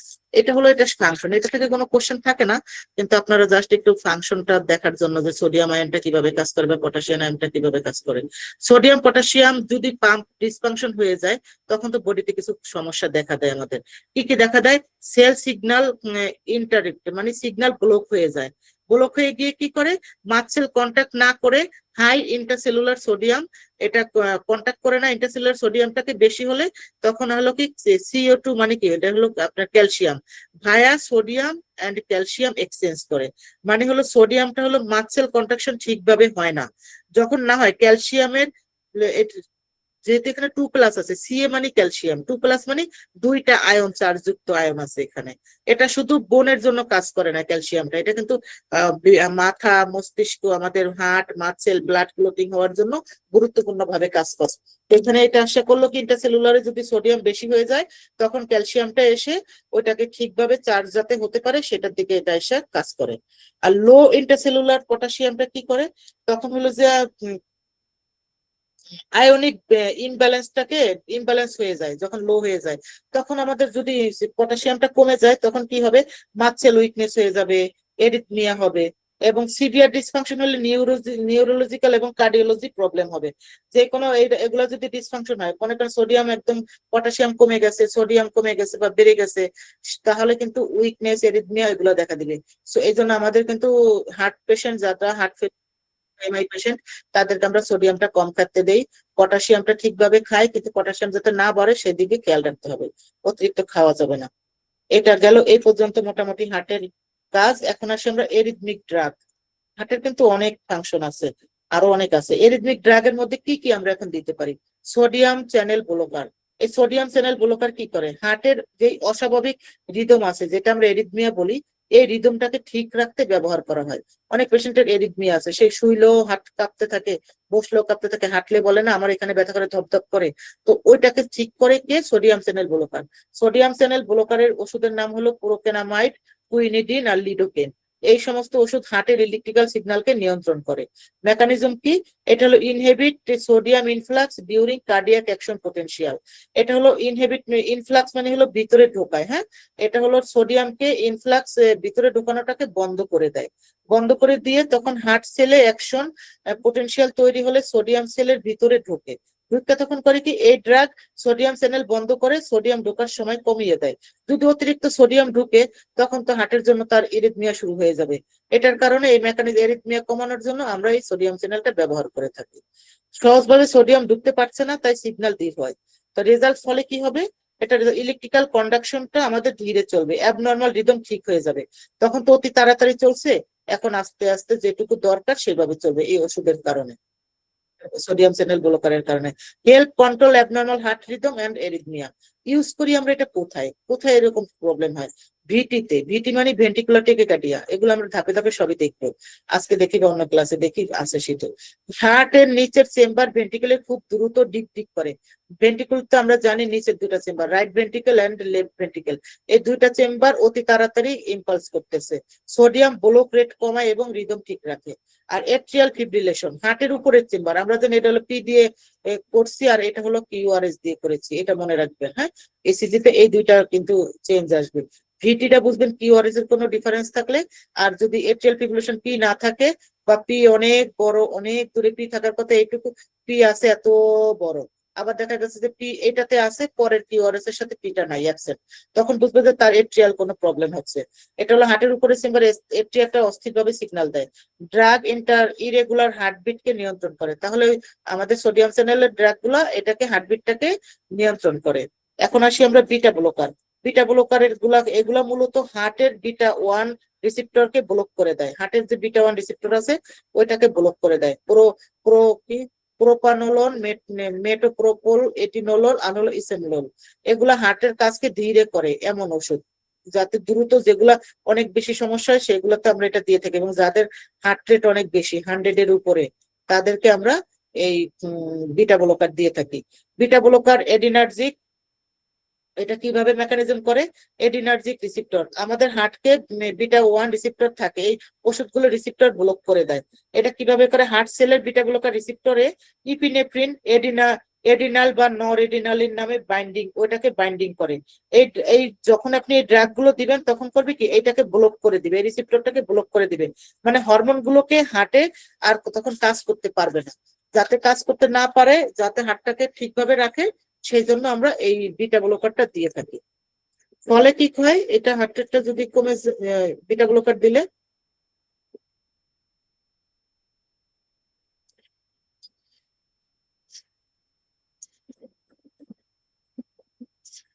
এগুলো দিয়ে বন্ধ করে দিলাম, ইনহিবিটর স্টিমুলেটরটা আমরা দরজাটাকে সম্পূর্ণ বন্ধ করে দিলাম মনে করেন। তারপরে হার্ট স্টিমুলেশনে নেওয়া দরজা বন্ধ হয়ে গেল। এখন ফলে কি হবে, হার্ট রেটটাকে স্লো করে দিবে।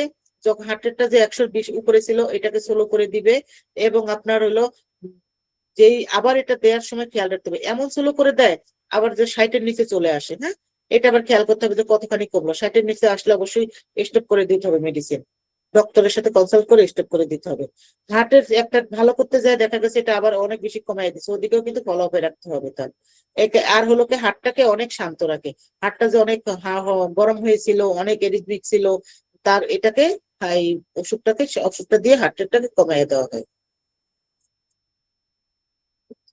টিসিন কি, বিটা ব্লকার হলো কাজ, যেটা বললাম হার্টটাকে শান্ত রাখে, হার্ট রেট কমায়, পাম্প করার শক্তি কমিয়ে দেয়, এডিনালের ইফেক্ট কমিয়ে দেয়। ইউজ করি কোথায় আমরা? এসবিটিতে আপনারা ইসিজি তে দেখতে পাবেন। মানে কিউআরএস টা অনেক ঘন ঘন। হ্যাঁ, কিউআরএস হলো এত ঘন ঘন, মানে খুব বেশি তার টেকিকার্ডিয়া হচ্ছে। সুপ্রাভেন্টিকুলার টেকিকার্ডিয়া আমরা বলি, কিউআরএস টা অতি ঘন ঘন থাকে। ইসিজি দেখলে তখন বুঝবেন এটা হলো হার্টের উপরে এটিএম খুব দ্রুত ডিং ডিং করে। সুপ্রাভেন্টিকুল মানে উপরের দিকের কথা বলছে। বিটা ব্লকারের রেট কমায় আর রিদম ঠিক রাখে। হাইপারটেনশনের আমরা দিয়ে থাকি, হাই ব্লাড প্রেসারে আমরা বিটা ব্লকার দেই, এটাতে হার্ট রেট কমে, ব্লাড প্রেসারও কমে। আর এনজিনা, যাদের চেস্ট পেইন আছে তাদেরকে আমরা এটা বেশি দিয়ে থাকি, কারণ হার্ট যখন বেশি অক্সিজেন চায়, তখন অক্সিজেন যদি সাপ্লাই কমে যায় তখনই কিন্তু হার্টে ব্যথা শুরু হয়, এটাকে আমরা এনজিনা বলি। এনজিনা আছে, তো এনজিনাতে যদি ব্যথা হয় তখন আমরা এই বিটা ব্লকারটা দিলে হার্টের ডিমান্ড, অক্সিজেনের ডিমান্ডটা কমে গেল। কারণ কিভাবে কমলো, তার যে পাম্প করার শক্তিটাকে আস্তে কমায় দিছে, তখন ডিমান্ডটা কমে গেল, আস্তে অক্সিজেনটা তখন বাড়বে এবং ব্যথাটা কমে যাবে। এখন আসি আমরা পটাশিয়াম চ্যানেল ব্লকার। এই পটাশিয়াম চ্যানেল ব্লকার এগুলা করে কি, এগুলা হলো হার্টের রিদমটাকে ঠিক রাখে। এখানে কি কি ওষুধ আছে? অ্যামাইড্রোন, ড্রোনাড্রন এবং সোটালল। এই সোটাললটা কিন্তু কোশ্চেনে বেশিরভাগ পাবেন। হ্যাঁ, এটা কিন্তু পটাশিয়াম চ্যানেল ব্লকার, মনে রাখতে হবে। ড্রাগ গুলো একটু মুখস্থ করতে হবে, কোন চ্যানেল ব্লকারের কোন ড্রাগ। এটার মেকানিজম কি? এটা হলো আপনার ডিলে রিপোলারাইজেশন, যে রিপোলারাইজেশন যে টাইমটা সেই টাইমটাকে রিল্যাক্স করে দিয়ে অনেক বেশি সময় ধীর করে দেয়, তখন এই ওষুধটা আমরা দিয়ে এটাকে ধীর করে রাখি। Encourage action potential during refractory period, হাতের ইলেকট্রিক্যাল সিগন্যাল চলার সময়টা বাড়ায় দেয়, এবং রিফ্র্যাক্টরি পিরিয়ডটাকে যখন আবার নতুন সিগন্যাল নিতে না পারে সেটাকেও বাড়িয়ে দেয়। যে অতিরিক্ত ধীর হয়ে গেছে তখন এটা দিয়ে আমরা ঠিক করে দেই। সহজভাবে হার্টকে একটু বিরতি দেওয়া, যাতে অস্বাভাবিক দ্রুত বিট কমে যায়। হেল্প কন্ট্রোল এরিথমিয়া, এটা এরিথমিয়া কমানোর জন্য আমরা পটাশিয়াম চ্যানেল ব্লকার দিয়ে থাকি। এখন আসেন আপনার এখানে কি কি দিলাম? অ্যামাইড্রোন, ডোনেডারন এন্ড সোটালল। অ্যামাইড্রোনটাও একটু বেশি ইম্পর্টেন্ট। অ্যামাইড্রোন এটা আমরা ইউজ করি কোথায়? এটা আমরা এসবিটি তে ইউজ করি এবং ভিএ তে ইউজ করি, ভেন্টিকুলার এরিথমিয়াস ইউজ করে থাকি। অ্যামাইড্রোনের অ্যাডভার্স ইফেক্ট, পালমোনারি ফাইব্রোসিস বা লাং টক্সিসিটি। এই অ্যামাইড্রোনটা দিলে আবার এটা কিছু অ্যাডভার্স ইফেক্ট হয় কি, লাংয়ে ক্ষতি করতে পারে এবং লাং শক্ত হয়ে যেতে পারে, আস্তে আস্তে ফাইব্রোসিস হয়ে যেতে পারে। Direct cytotoxicity, inflammation and fibrosis. এই ওষুধগুলো সরাসরি লাংয়ের কোষকে নষ্ট করে দিতে পারে, সাথে ইনফ্লামেশনও হয়ে করতে পারে এবং ফাইব্রোসিস হয়ে যেতে পারে। আর আদার কিছু সিমটম দেখা দেয়, ডিজনিয়া হয়, ড্রাই কফ হয়, ফ্যাটিক হয়, ইন্টেস্টিনাল ইনফ্লামেশন হয়। এখন যদি আপনি এই সিমটম গুলা দেখতে পান, এই আপনার এই পটাশিয়াম চ্যানেল ব্লকার অ্যামাইড্রন, ডোনেডারন, সোটালল খাওয়ার পরে তখন আপনি যদি এগুলো দেখতে পান, সাথে সাথে কিন্তু ড্রাগটা স্টপ করে দিতে হবে এবং ডক্টরকে জানাতে হবে। কারণ ড্রাই কফ ডিজনিয়া তো খুব খারাপ জিনিস, তখন আপনি ডাক্তারকে জানালে সে এটার পরিবর্তে অন্য ওষুধ দেবে। আর স্কিন কি হয়, ব্লু গ্লে কালার ডিসকালারেশন হয়ে যায়, ত্বকটা কি হয় একদম ধূসর কালার হয়ে যায়। আর নিউরোপ্যাথি হতে পারে, নিউরোপ্যাথি মানে কি স্নায়ু সমস্যা, হাত পা ঝিনঝিন করা, অবশ লাগা, এরকম প্রবলেম হতে পারে এই পটাশিয়াম ওষুধে।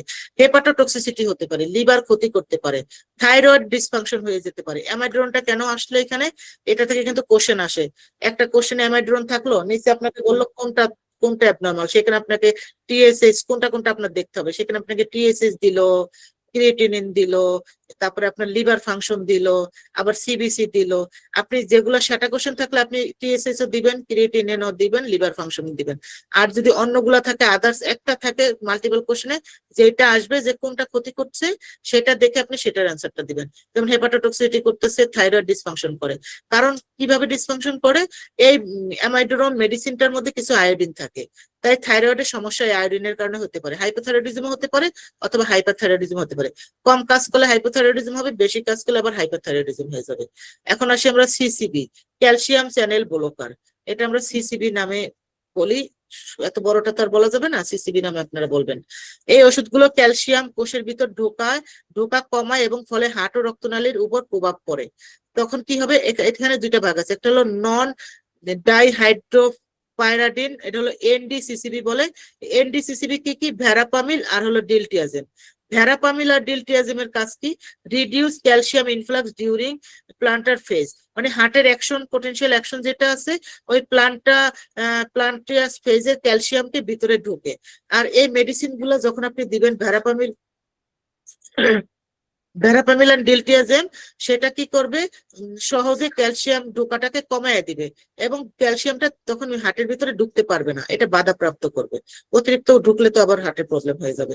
এবং উইকার কন্ট্রাকশন, যদি ক্যালসিয়াম কম ঢুকে হার্টের কন্ট্রাকশন দুর্বল হয়ে যায়, হার্ট কম জোরে পাম্প করে, তখন আমরা এটা দিয়ে থাকি। আর এটা ইউজ করি এসবিটি তে, আমরা ইউজ করি সুপ্রাভেন্টিকুলার টেকিকার্ডিয়াতে সিসিবিটা দিয়ে থাকি। উপরের যে আমরা জানি এটা হলো আপার চেম্বারের ফার্স্ট রিদমটা কমানোর জন্য সিসিবি দেয়। উপরে আরো ড্রাগ দেখছিলাম সেটা দেয়।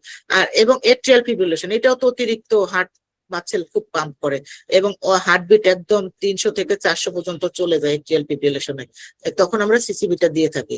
এটা ইরেগুলার হার্ট রিদমটা ঠিক করতে সাহায্য করে। এই সিসিবির কোনটা দেয়, এনডিসিসিবি, যেটা ভ্যারাপামিল ডিলটিয়াজেন। এখন আসি সিসিবির আরেকটা হলো ডাইহাইড্রো পাইরাডিন, মানে ডিএসপি সিসিবি। এটা হলো নিফিডিপিন অ্যামলোডিপিন। যত পিন আছে এটা মনে রাখবেন, লাস্টে যে ড্রাগের শেষে পিন আছে সবই হলো সিসিবি। এটা হলো মনে রাখার ট্রিক্স।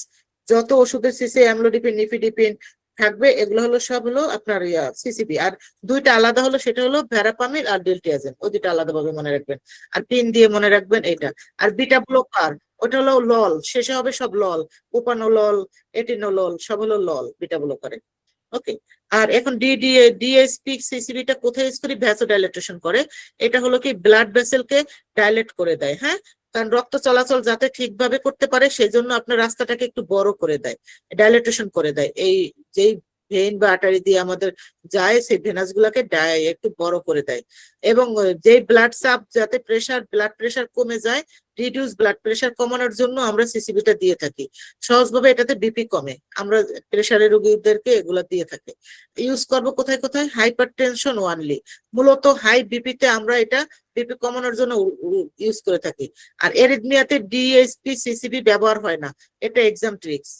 এরিথমিয়াতে আমরা কোনটা ইউজ করছি, তাহলে এনডিসিসিবি। ওকে, এনডিসিসিবিটা আমরা এরিথমিয়াতে ইউজ করছি। এসবিটি তে অথবা এট্রিয়াল ফিব্রিলেশন আমরা ভেরাপামিল বা ডিলটিয়াজিম ইউজ করছি এনডিসিসিবি। আর ডিএসপিসিসিবি টা আমরা কিন্তু হাইপারটেনশনে শুধু ইউজ করি, এখানে কিন্তু এরিথমিয়াতে ইউজ করা হয় না, এটা মনে রাখবেন, এটা কোশ্চেনে থাকে। এনডিসিসিবি হলো যে হার্ট ড্রাগ, এটা হলো রেট কমাবে, কন্ট্রাকশন কমাবে, এরিথমিয়াতে ইউজ হবে। আর ডিএসপি টা হলো ভ্যাসেল ড্রাগ, এটা ভ্যাসেল ডাইলেট করে দিবে, যে মোটা করে দিবে যাতে ব্লাড চলাচলটা প্রসারিত ঠিকভাবে হয়, এবং বিপি কমাবে। এটা শুধু হাইপারটেনশনে আমরা ইউজ করি। এখন আসি কার্ডিয়াক গ্লাইকোসাইডস। কার্ডিয়াক গ্লাইকোসাইডসটা হলো কি ডিগক্সিন। এই ডিগক্সিন ওষুধটা অনেক ইম্পর্টেন্ট এনক্লেক্সের ক্ষেত্রে। এই ডিগক্সিনটা করে কি, হার্টটাকে শক্তভাবে কাজ করায়, কিন্তু হার্টবিট যদি যাদের বেশি থাকবে হার্টবিটটাকে কমিয়ে দেয়। ওকে, তো ডিগক্সিন দেওয়ার আগে এটা অ্যাকশনটা কি, অ্যাকশন হলো সোডিয়াম এন্ড পটাশিয়াম এটিপাস ইনহিবিটর। এই ওষুধটা কি করে, সোডিয়াম বের করে আর পটাশিয়ামকে ঢোকায়, সেটাকে ব্লক করে দেয়, সহজভাবে পাম্পটা বন্ধ হয়ে যায়। ইনক্রিজ ইন্টারসেলুলার ক্যালসিয়াম, পাম্প বন্ধ হলে ভিতরে ক্যালসিয়াম বাড়ে, সহজভাবে ক্যালসিয়াম জমে যায়। আর স্ট্রং হার্ট কন্ট্রাকশন, ক্যালসিয়াম বেশি হলে হার্ট আরো জোরে সংকুচিত হয়, তখন আমরা করবো কি পজিটিভ আইনোট্রপিক কন্ট্রাকশন। এটাতে আমাদের ড্রাগ গুলা করতে গেলে positive inotropic, negative কোলোনোট্রপিক, inotropic drug আছে, সেগুলো আমরা ড্রাগে যখন যাব, ড্রাগ কিন্তু মোটামুটি পাশাপাশি দিয়ে দিচ্ছি, আরো ডিটেলস আমরা ড্রাগে যাব। পজিটিভ আইনোট্রপিক হলো কন্ট্রাকশনটা বাড়ানো, হ্যাঁ, এটা হলো আপনার এই ডিগক্সিনে করে। আর হলো নেগেটিভ কোনোট্রপিক, হার্ট রেটটা কমিয়ে দেয়। এক হলো হার্টের কন্ট্রাকশনটা কম হচ্ছে, সেই কন্ট্রাকশনটা ডিগক্সিন বাড়ায় দিল, এটা হলো বলে আইনোট্রপিক, পজিটিভ আইনোট্রপিক। আর নেগেটিভ কোনোট্রপিক কোনটা, যেটাতে হলো হার্ট রেটটা কমায়। আর পজিটিভ যদি থাকতো কোনোট্রপিক, সেটা করতো কি হার্ট রেট বাড়ায় দিত। সেই ড্রাগ গুলা কি আমরা দেখবো পরে। তাহলে পজিটিভ আইনোট্রপিক মানে হলো আইনোট্রপিক মানে কন্ট্রাকশন, পজিটিভ মানে হলো বাড়ে, হার্টটা বেশি শক্তিতে পাম্প করে। আর নেগেটিভ কোনোট্রপিক হলো যেটা আমরা হার্ট রেটটা কমায়, ঠিক আছে, হার্টটাকে ধীরে চলায়। ইউজ করবো কোথায় কোথায়, heart failure patient. Heart failure পেশেন্টের খেলে হার্ট দুর্বল হয়ে গেলে ডিগক্সিন হার্টকে শক্ত করে দেয়, একটু হার্ট করে ভালো করে। আর এট্রিয়াল ফিব্রিলেশন, এএফএ আমরা ইউজ করে থাকি, কারণ এখানে অনেক বেশি রেট থাকে, আমরা বললাম সেই রেটের জন্য আমরা এখানে এই ডিগক্সিনটা ইউজ করি। এটা ধাপে ধাপে কিভাবে কাজ করে, ডিগক্সিন ইনহিবিট, এটা পটাশিয়াম সোডিয়াম পাম্প বন্ধ করে। ইন্ট্রাসেলুলার সোডিয়াম ফলে কোষের ভিতরে সোডিয়াম বাড়ে, আর সোডিয়াম ক্যালসিয়াম এক্সচেঞ্জ ইফেক্ট করে। সোডিয়াম বেশি হলে এক্সচেঞ্জ ঠিক মতো কাজ করতে পারে না, তাই ক্যালসিয়াম বের হতে পারে না। আর ইন্টারসেলুলার ক্যালসিয়াম ইনক্রিজ করে, ফলে ক্যালসিয়াম আরো বাড়ে। রেজাল্ট কি হয়, strong contraction, slow heart rate, সহজভাবে হার্টে জোরে পাম্প করে কিন্তু হার্টবিটটা কমায় দেয়। এটা কিছু সতর্কতা আছে। হাইপোক্যালেমিয়া, ডিগক্সিন টক্সিসিটি কোশ্চেনে কিন্তু থাকে। ডিগক্সিন টক্সিসিটি হলে কি হবে, হাইপোক্যালেমিয়া হবে। ওই যে পটাশিয়ামটাকে বের করে দিচ্ছে, অতিরিক্ত বের হয়ে যাচ্ছে, তখন আপনার হাইপোক্যালেমিয়া হয়ে যাবে। পটাশিয়াম কম থাকে, ডিগক্সিন টক্সিসিটি হওয়ার ঝুঁকি বাড়ে। এক্সাম ট্রিক্স কিন্তু এটা মনে রাখতে হবে, হ্যাঁ, এটা পরীক্ষা থাকে। সিমটমস কি, টক্সিসিটি হলে আমাদের যদি ডিগক্সিন টক্সিসিটি হয়েছে, এটা আমরা একটা পেশেন্টের কি দেখলে বুঝবো। কোশ্চেন আপনার আছে, পেশেন্টের ডিগক্সিন পাচ্ছে, আপনার ডক্টর অর্ডার দিয়েছে, ডিগক্সিন খাচ্ছে, এখন তার হঠাৎ করে নৈশিয়া হচ্ছে, ভমিটিং হচ্ছে, ভীষণ হচ্ছে, এই মানে এই তিনটার যে কোনো একটা থাকলে আপনি বুঝবেন যে তার ডিগক্সিন টক্সিসিটি হয়ে গেছে। আর হাইপোক্যালেমিয়া থাকলে তো অবশ্যই বুঝবেন। তাহলে মোটামুটি চারটা হলে ডিগক্সিন টক্সিসিটি। এখন আমরা এই ডিগক্সিন দেওয়ার আগে কিছু জিনিস আছে যেগুলো আমাদের মেনটেন করতে হবে। কি করতে হবে, check apical pulse for 60 second. 1 minute ধরে হার্টবিট দেখতে হবে, কোথায়, অ্যাপ্লিকাল পালসে। অ্যাপ্লিকাল পালসটা কোথায় থাকে, লেফট সাইডে, হ্যাঁ, আমাদের হার্টের লেফট সাইডে ফিফথ ইন্টারকোস্টাল স্পেসে মিড ক্লাভিকুলার লাইনে অ্যাপ্লিকাল পালসটা থাকে। ওখানে আপনি 1 মিনিট ধরে গুনবেন। যদি আপনার 60 সেকেন্ডের নিচে হয় তাহলে হবে না। যদি আপনি গণার পরে দেখলেন যে 60 বিট পার মিনিটের নিচে আছে, তখন আপনি হোল্ড করে দিবেন। আর আমি আগেই বলছি ডিগক্সিনে কিন্তু হার্ট রেটটা কমায় দেয় বিটা ব্লকারের মতো। তো এটা যদি 60-এর নিচে কমিয়ে দেয়, তখন কিন্তু এটাকে হোল্ড করতে হবে। এই ওষুধটা আর দেওয়া যাবে না, তখন ডক্টরের সাথে কনসাল্ট করতে হবে, ঠিক আছে। এখন আসি আমরা এডিনোসিন। এডিনোসিনের কাজটা কি, এটা খুব দ্রুত কাজ করে এন্টি এরিথমিক ড্রাগ হিসেবে। এটার অ্যাকশন কি, suppressed automatically of cardiac pacemaker. Cardiac পেসমেকারকে সাপ্রেসড করে। হার্টের যে জায়গাগুলো নিজে নিজে সিগন্যাল তৈরি করে, পেসমেকার দেয়, যে এসএ নোড, এবি নোড, এগুলাতে সিগন্যাল তৈরি হওয়াটাকে কমিয়ে দেয়। কে কমিয়ে দেয়, এডিনোসিন। হার্টকে নিচ থেকে সিগন্যাল বানানোটা কমায়, কারণ অতিরিক্ত করে। এটা কি ড্রাগ দেখছেন, এটা হলো নেগেটিভ ড্রোমোট্রপিক ইফেক্ট। হ্যাঁ, ডোমোট্রপিক মানে হলো কন্ডাকশন স্প্রেড, সিগন্যাল যাওয়ার গতি, যে সিগন্যালটা যাবে সেই স্প্রেডটাকে হলো কন্ডাকশন স্প্রেড, এটা মানে হলো ড্রোমোট্রপিক। এই নেগেটিভ মানে কমায় আর সিগন্যাল যাওয়ার গতি ধীর করে। Slow AV node conduction, AV নোডের কন্ডাকশনটাকে স্লো করে দেয়, ঠিক আছে। আর অ্যাডমিনিস্ট্রেশন এটা আমরা কিভাবে দিব, এটা দেওয়ার নিয়ম আছে, এটা কিন্তু কোশ্চেনে থাকে। এডিনোসিনটা ভালো করে শুনেন। এডিনোসিন হলো IV push over 1 to 2 second, মানে 1 থেকে 2 সেকেন্ডের মধ্যে আপনাকে আইবি পুশ করতে হবে। আপনি ইসিজি তে দেখলেন পেশেন্টের অনেক বেশি আপনার এই রিদম ইরেগুলার আছে, খুব বেশি হার্ট কন্ট্রাকশন করতেছে, তখন সাথে সাথে আমরা আইসিইউ তে এটা ইউজ করছি অনেকবার, সিসিইউ তে তো ইউজ করে। এটা হলো আপনি 1 থেকে 2 সেকেন্ডের মধ্যে আইবি তে দিয়ে দিবেন।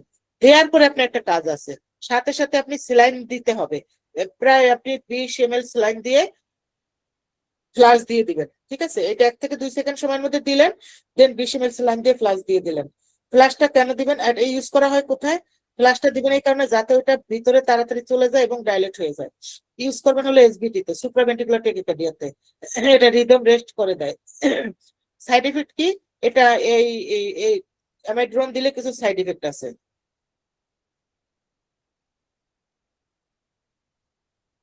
চেস্ট পেন হতে পারে, ফ্লাশিং হতে পারে। ফ্লাশিং মানে মুখ শরীর অনেক গরম হয়ে যাবে বা লাল হয়ে যাবে এবং বিপি কমে যাবে, হাইপারটেনশন হতে পারে। এই সাইড এফেক্ট গুলা অবশ্যই শর্ট টার্মের জন্য, কিছু সময়ের জন্য হয়ে থাকে, তারপর আবার এটা নিজ থেকেই ঠিক হয়ে যায়, টেনশনের কোনো কারণ নাই। শর্ট টার্মের জন্য সাইড এফেক্ট করা হয়। এখন আসে আমরা ম্যাগনেসিয়াম সালফেট। ম্যাগনেসিয়াম সালফেটটা কি, এটা মূলত একটা ইলেকট্রোডস।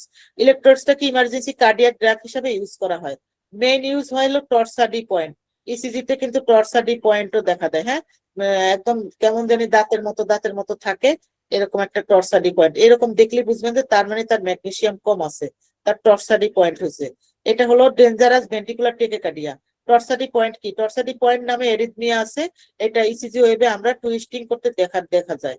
এটা হলো কেন হয়, সাধারণত কিউটি ইন্টারভেল প্রলং হলে, ওই যে কিউটিটা দেখছিলাম ওইটা যদি দেরি করে তখন এটা হয়ে থাকে। আর কারণগুলো হলো আরো কিছু কারণে হয়ে, হাইপোম্যাগনেসিমিয়া, ম্যাগনেসিয়াম কম থাকলে হবে, হাইপোক্যালেমিয়া কারণে হবে, কিছু ড্রাগের জন্য হয়, এরিথমিক ড্রাগ অথবা অ্যান্টিবায়োটিক কিছু ওষুধের কারণে আপনার টর্সাডি পয়েন্ট হয়ে থাকে। এখন মেকানিজম হলো ম্যাগনেসিয়াম সালফেট কিভাবে কাজ করে, এটা হলো মেকানিজম, হার্ট ম্যাগনেসিয়াম সালফেট হার্টের ইলেকট্রিক্যাল স্টেবিলিটি ঠিক করে দেয়, ঠিক আছে। অ্যাবনর্মাল ইলেকট্রিক্যাল অ্যাক্টিভিটি কমায়, কিউটি ইন্টারভেল যে প্রলং ছিল সেটাকে আগে স্টেবিলাইজ করে দেয়, এরিথমিয়া সাপ্রেসড করে, এরিথমিয়াটাকে কমিয়ে দেয়। এটা ম্যাগনেসিয়ামটা এই জন্য আমাদের টর্সাডি পয়েন্টের মেইন ট্রিটমেন্ট। অ্যাডমিনিস্ট্রেশন কিভাবে দিব, সাধারণত আইবি তে দেওয়া হয়, কিন্তু ইমার্জেন্সি সিচুয়েশনে দ্রুত দিতে হয়। ইম্পর্টেন্ট নার্সিং নোট হলো টর্সাডি পয়েন্টের ফার্স্ট লাইন ট্রিটমেন্টই হলো এই আপনার ম্যাগনেসিয়াম MgSO4, এটা কিন্তু ফার্স্ট লাইন। কোনো কোশ্চেনে যদি থাকে অবশ্যই আপনি আগে ম্যাগনেসিয়াম আছে কিনা এটা দেখবেন, ম্যাগনেসিয়াম দিবেন, এটা এক্সামের জন্য খুবই ইম্পর্টেন্ট। আর এটার সাইড এফেক্ট কি, হাইপোটেনশন হবে এবং রেসপিরেটরি ডিপ্রেশন হতে পারে, loss of deep tendon reflex. Loss of deep tendon reflex কি, ওই যে আমরা হেমার দিয়ে পায়ের তালুতে যে বাড়ি দিয়ে দিয়ে দেখে পাটা কি তার ঠিক আছে কিনা, তার যদি রিফ্লেক্স থাকে দেখবেন একদম পাটা নাড়ায়া যাচ্ছে, তার কোনো রিফ্লেক্স না থাকলে ডিপ টেন্ডনে তখন তো সে পা নাড়াতে পারছে না বা বাঁকা টাকা করছে না।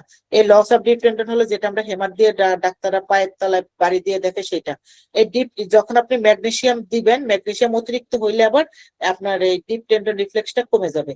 এটাকে আমরা 4টা ভাগে ভাগ করি, 4 3 2 1, মানে এটাকে হলো হাইপার, যদি হাইপার রিফ্লেক্সিয়া হয়, হাইপার রিফ্লেক্সিয়াতে আপনার হলো 4 হবে, হ্যাঁ।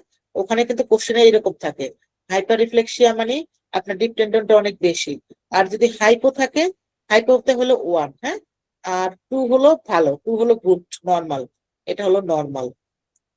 3 হলো যে একটু বেশি, আর 1 মানে অনেক কম, তো এখানে আমরা কত পাবো, 1 পাবো, ঠিক আছে। নার্সিং অ্যাকশন হলো রিফ্লেক্স চেক করতে হবে আপনি ম্যাগনেসিয়াম দিয়ে। টর্সাডি পয়েন্ট হলো ম্যাগনেসিয়াম, আর ম্যাগনেসিয়াম আরেক জায়গায় আমরা ইউজ করি, কোথায় ইউজ করি, প্রি এক্লাম্পসিয়া রোগীদের, হ্যাঁ, যাদের এক্লাম্পসিয়া থাকে প্রি এক্লাম্পসিয়া রোগীদেরকে আমরা ম্যাগনেসিয়াম দিয়ে ঠিক করি। ওকে, এখন আসেন ইলেকট্রিক্যাল থেরাপি। ইলেকট্রিক্যাল থেরাপির মধ্যে কি আছে, কার্ডিওভার্সন এন্ড ডিফিব্রিলেশন। কার্ডিওভার্সনটা কি, কার্ডিওভার্সনের মধ্যে সিনক্রোনাইজ শক আছে ডেলিভার্ড অন আর ওয়েভ। যদি আর ওয়েভ থাকে, যদি আমরা ইসিজির মধ্যে দেখি যে আর ওয়েভ আছে, তাহলে কিন্তু আমরা কি দিব, সিনক্রোনাইজ শক দিব। ফর স্টেবল টেক এরিথমিয়া, যার যেই পেশেন্টের টেক এরিথমিয়া আছে কিন্তু হার্ট খুব ফাস্ট বা অ্যাবনর্মাল। ব্যবহার করব কোথায়? এটা হলো অ্যাট্রিয়াল ফিব্রিলেশনে করব, এসবিটি তে করব এবং স্টেবল ভেন্ট্রিকুলার টেকিকার্ডিয়া। আনস্টেবল ভিটিতে আবার আমরা সিনক্রোনাইজ দিব না, সেখানে আবার ডিফিব্রিলেশন দিতে হবে। আর এটার এনার্জি জুল করব আমরা 50 থেকে 200। এই এনার্জি ব্যবহার করতে হবে, এটা কম, হ্যাঁ, যেহেতু এটা সিনক্রোনাইজ। আর এটা সহজভাবে হলো লো এনার্জি শক। পেশেন্ট অ্যাওয়াক থাকবে, এটা তো পেশেন্ট সজাগ থাকে, কারণ এই পেশেন্ট গুলা কিন্তু সাধারণত অত বেশি খারাপ না, খারাপের দিকে যাবে, যাওয়ার আগে আমি সিনক্রোনাইজ দিচ্ছি। তো যেহেতু পেশেন্ট সজাগ থাকবে, অবশ্যই আমাকে তাকে সেডেশন দিয়ে নিতে হবে। সেডেশন দিতে হবে কারণ হলো তার পেন কমানোর জন্য, এবং সে যাতে একটু ঘুমায়া থাকে, টেন না পায় শক দিলে। আর কনসেন্ট ফর্ম রিকোয়ার্ড, অবশ্যই কনসেন্ট দরকার আছে। পেশেন্টদের বা ফ্যামিলি থেকে যে পারমিশন নিতে হয় সেই পারমিশন নিয়ে দিতে হবে। আর একটা জিনিস মনে রাখতে হবে, সিনক্রোনাইজ শক দিলে কিন্তু আমাদের সিপিআর দেওয়ার কোনো দরকার নাই। এই কার্ডিওভার্সন চলার সময় আমরা কোনো সিপিআর দিব না, যেহেতু রুগী স্টেবল, এই রুগীকে আমরা সিপিআর কেন দিব? এই রুগীর পালস আছে, সিপিআর আমরা দিব না। তাহলে আমরা এখানে তিনটা জিনিস কি কি পেলাম সিনক্রোনাইজে? সিনক্রোনাইজে হলো এনার্জি জুল থাকবে হলো 50 থেকে 200, পেশেন্ট অবশ্যই অ্যাওয়াক থাকবে, সেডেশন দিয়ে নিতে হবে, আর অবশ্যই তার কনসেন্ট দরকার আছে, কোনো সিপিআর আমরা দিব না। ওকে, এখন আসি আমরা ডিফিব্রিলেশন। এটা হলো আনসিনক্রোনাইজ শক। আনসিনক্রোনাইজ শক কখন দিব? এটা তো কোনো আর ওয়েভ নাই, কিউআরএস যে আরটা নাই, তার পেশেন্টের কোনো ইয়েতে আর নাই। আর ওয়েভ না থাকলে আমরা হলাম ডিফিব্রিলেশন দেবো, রোগী খুব খারাপ, বিএফ হয়ে গেছে, ভেন্ট্রিকুলার ফিব্রিলেশন হয়ে গেছে, তখন আমরা ডিফিব্রিলেটর দিব। এটা delivered when R wave not found, যখন আর ওয়েভ থাকবে না তখন আমরা দিব। ইসিজি দেখেই কিন্তু আপনি দিতে পারছেন, ওখানে আর ওয়েভ দেখছেন কিন্তু তার অনেক বেশি প্রবলেম হচ্ছে, তার এট্রিয়াল ফিব্রিলেশন হয়েছে, এসবিটি হয়েছে, ভেন্ট্রিকুলার টেকিকার্ডিয়া হয়েছে, তখন আপনি দিলেন। কিন্তু পেশেন্ট থাকবে স্টেবল এবং পালস পাবেন, তখন দিলেন। আর আনস্টেবল পেশেন্ট, তার হলো আর একটা প্রেজেন্ট নাই, তখন আপনি দিলেন কি? ডিফিব্রিলেশন। আর এটা হলো এনার্জি এমার্জেন্সি ট্রিটমেন্ট, এটা লাইফ সেভিং প্রসিডিউর। আর এটা কোথায় ব্যবহার করবো? আমরা বিএফএ ব্যবহার করবো, এবং ওটাতে আমরা বলছিলাম পালস স্টেবল। এই সুপ্রা ভেন্ট্রিকুলার টেকিকার্ডিয়াতে সিনক্রোনাইজটা দিব আমরা স্টেবল ভিটিতে। আর আমরা ডিফিব্রিলেটরটা দিব এখানে কোথায়? ডিফিব্রিলেটর দিব হলো পালসলেস, মানে এখানে পালস নাই, যে রোগীর ব্রিটিশ তাকে দিব, আর বিএফ কে দিব, এই দুইটা রোগীকেই কিন্তু আমরা ডিফিব্রিলেটর দিয়ে থাকি। ওকে, আর এখানে ইমার্জেন্সি এনার্জি থাকবে হলো 200 থেকে 360, আর সহজভাবে হাই এনার্জি শক দিয়ে এটা আমরা। আর এই পেশেন্ট অবশ্যই আনকনসিয়াস থাকে, পেশেন্ট একদম অচেতন অবস্থায়, বিটি আর বিএফ হলে, পালসলেস থাকলে এই রোগী আর ঠিক থাকে না। এখানে কিন্তু সেডেশন দেওয়ার দরকার নাই, অবশ্যই কিন্তু সিপিআর এর পরে শকের পরে সিপিআর দিতে হবে এখানে। আর সিনক্রোনাইজে ছিল সিপিআর দেওয়ার প্রয়োজন নাই, কিন্তু ডিফিব্রিলেটরে মাস্ট সিপিআর, এটা কিন্তু মাথায় রাখতে হবে। হ্যাঁ, সিপিআরটা মাস্ট কখন? যখন আমরা ডিফিব্রিলেটর দিব, যখন বিএফ হবে বা পালসলেস বিটি হবে। এটা কিন্তু খুবই ইম্পর্টেন্ট, এটা মনে রাখতে হবে। এইভাবে তো আমরা দিয়ে থাকি, যারা সিসিউতে কাজ করেন তারা জানেন। এখন আসি আমরা সাইনাস বেডিকার্ডিয়া। সাইনাস বেডিকার্ডিয়াটা কি? সাইনাস বেডিকার্ডিয়া মানে হলো যে আপনার হার্ট রেটটা 60 বিটের নিচে কমে যাবে, 60 এর নিচে চলে আসলে সেটাকে আমরা সাইনাস বেডিকার্ডিয়া বলি। মানে হার্ট খুব কম চলছে, রিদম রেগুলার, কিন্তু হার্ট প্যাটার্ন ঠিক থাকলেও, রিদম ঠিক থাকলেও তার হার্টের রিদমটা বিটটা কিন্তু খুব কম হচ্ছে। এটা কি হবে? ইসিজি ফাইন্ডিং আমরা কি কি দেখবো? পিআর ইন্টারভেল নর্মাল 120 থেকে 200 এমএস, মানে এবি নোট দিয়ে কন্ডাকশন স্বাভাবিক থাকবে। কিউআরএস হলো নর্মাল 80 থেকে 120, ভেন্ট্রিকেল ঠিকভাবে ডিপোলারাইজ হচ্ছে। কিউটিতে ইন্টারভেল মেবি প্রলংড, এটা কিন্তু কিছুটা বাড়তে পারে কিউটিটা। কিউটি বেশি হলে এরিথমিয়া রিস্ক বাড়ে। হার্ট ধীর হলেও কন্ডাকশন পাথওয়ে নর্মাল থাকে, কিন্তু কিউটি প্রলং হলে ভেন্ট্রিকুলার এরিথমিয়া হওয়ার ঝুঁকি থাকে। আর ইনক্রিজ ভ্যাগাল টোন, কি অ্যাথলেটাস, মানে অ্যাথলেটাস হলো কি? যারা খেলোয়াড়, হ্যাঁ, যারা খেলে তাদের কিন্তু আপনার সবসময় ভ্যাগাল টোনটা একটু বেশিই থাকে, এই জন্য হার্টটা কিন্তু স্বাভাবিকভাবেই আসতে চলে। সারাদিন তো খেলাধুলার মধ্যে থাকে, ক্রিকেটার, ফুটবলার, তাদের কিন্তু এমনিতে আপনি সাইনাস বেডিকার্ডিয়া পাবেন। এটা তো তাদের জন্য কিন্তু এটা নর্মাল, এটার জন্য আবার তাদের জন্য কোনো কিছু করার দরকার নেই। আর হাইপোথাইরয়েডিজম পেশেন্ট যারা, তাদের কিন্তু সবকিছু কমে যায়, লো অ্যান্ড স্লো, তো সেই ক্ষেত্রে তাদেরও বেডিকার্ডিয়া হয়ে যায়, হ্যাঁ, হার্ট রেট কমে যায়। তারপরে হলো কিছু মেডিকেশনের কারণে হয়, যেটা আমরা আগে পড়ে আসলাম, বিটা ব্লকারের কারণে হয়, ডিগক্সিনের কারণে হয়, সিসিবির কারণে হয়। এই তিনটা মেডিকেশন দিতে গেলে আমাদের অবশ্যই হার্ট রেটটা চেক করতে হবে, বাট এগুলাতে আমাদের হার্ট রেটটা কমে যায়। ক্লিনিক্যাল সাইন আমরা কি পাবো? মেবি অ্যাসিম্পটোমেটিক, অনেক সময় কোনো সিমটম থাকে না। আর যদি সিমটম থাকে, কি থাকবে? ফেটিক থাকবে, ডিজিনেস থাকবে, সাইনকোপ হয়ে যাবে, হঠাৎ করে তার অজ্ঞান হয়ে যাবে, তার মাথাটা ঘুরবে এবং তার শরীরটা দুর্বল লাগবে। কারণ হার্ট তো অনেক আস্তে আস্তে চলছে, হার্ট যত ধীরে চলবে ব্রেনে যে ব্লাডটা তত কম পৌঁছাবে, তো যেই কারণে ডিজিনেস হবে, মাথাটা ঘুরবে বা সাইনকোপ হয়ে যাবে। এখন ম্যানেজমেন্ট যদি সিমটোম্যাটিক হয় তখন আমরা কি করবো, অ্যাট্রোপিন দেবো, অ্যাট্রোপিন আইভি দেবো। অ্যাট্রোপিন দিলে কি হয় আমরা জানি, হার্ট রেট বাড়ে। আইসিইউ অ্যাট্রোপিনটা দেখবেন বেডিকার্ডিয়াতে দেওয়া হয়, হার্ট রেট বাড়িয়ে দেয়, সহজভাবে হার্টকে একটু দ্রুত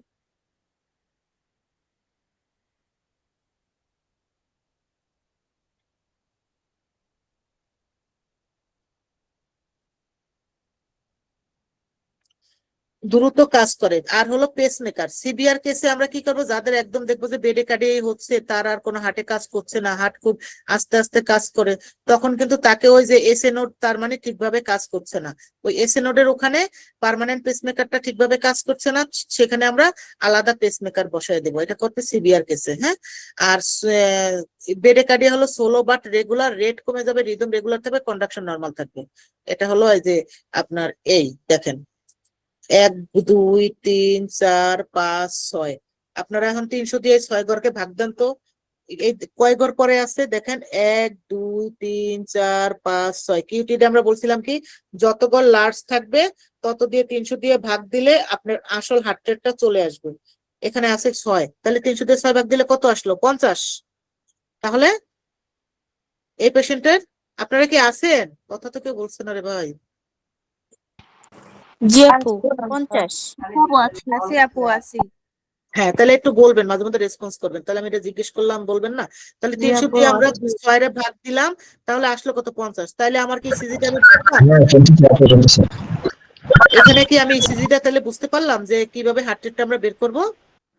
জি আপু প্রথমটা আমরা নরমালটা বুঝলাম, এখন আমরা এটা কি বেডে কাটিয়ে দেখতেছি। ওকে, তাহলে আপনি প্রত্যেকটা ঘরে 1 2 3 4 5 6 দেখেন, প্রত্যেকটাতেই কিন্তু 6 ঘরের উপরে আছে, তার মানে তার কিন্তু বেডে কাটিয়া হচ্ছে। আপনি 300 দিয়ে ভাগ দিলেন, 50 চলে আসলো, 60 এর নিচে। এইটা হলো বেডে কাটিয়া, ঠিক আছে।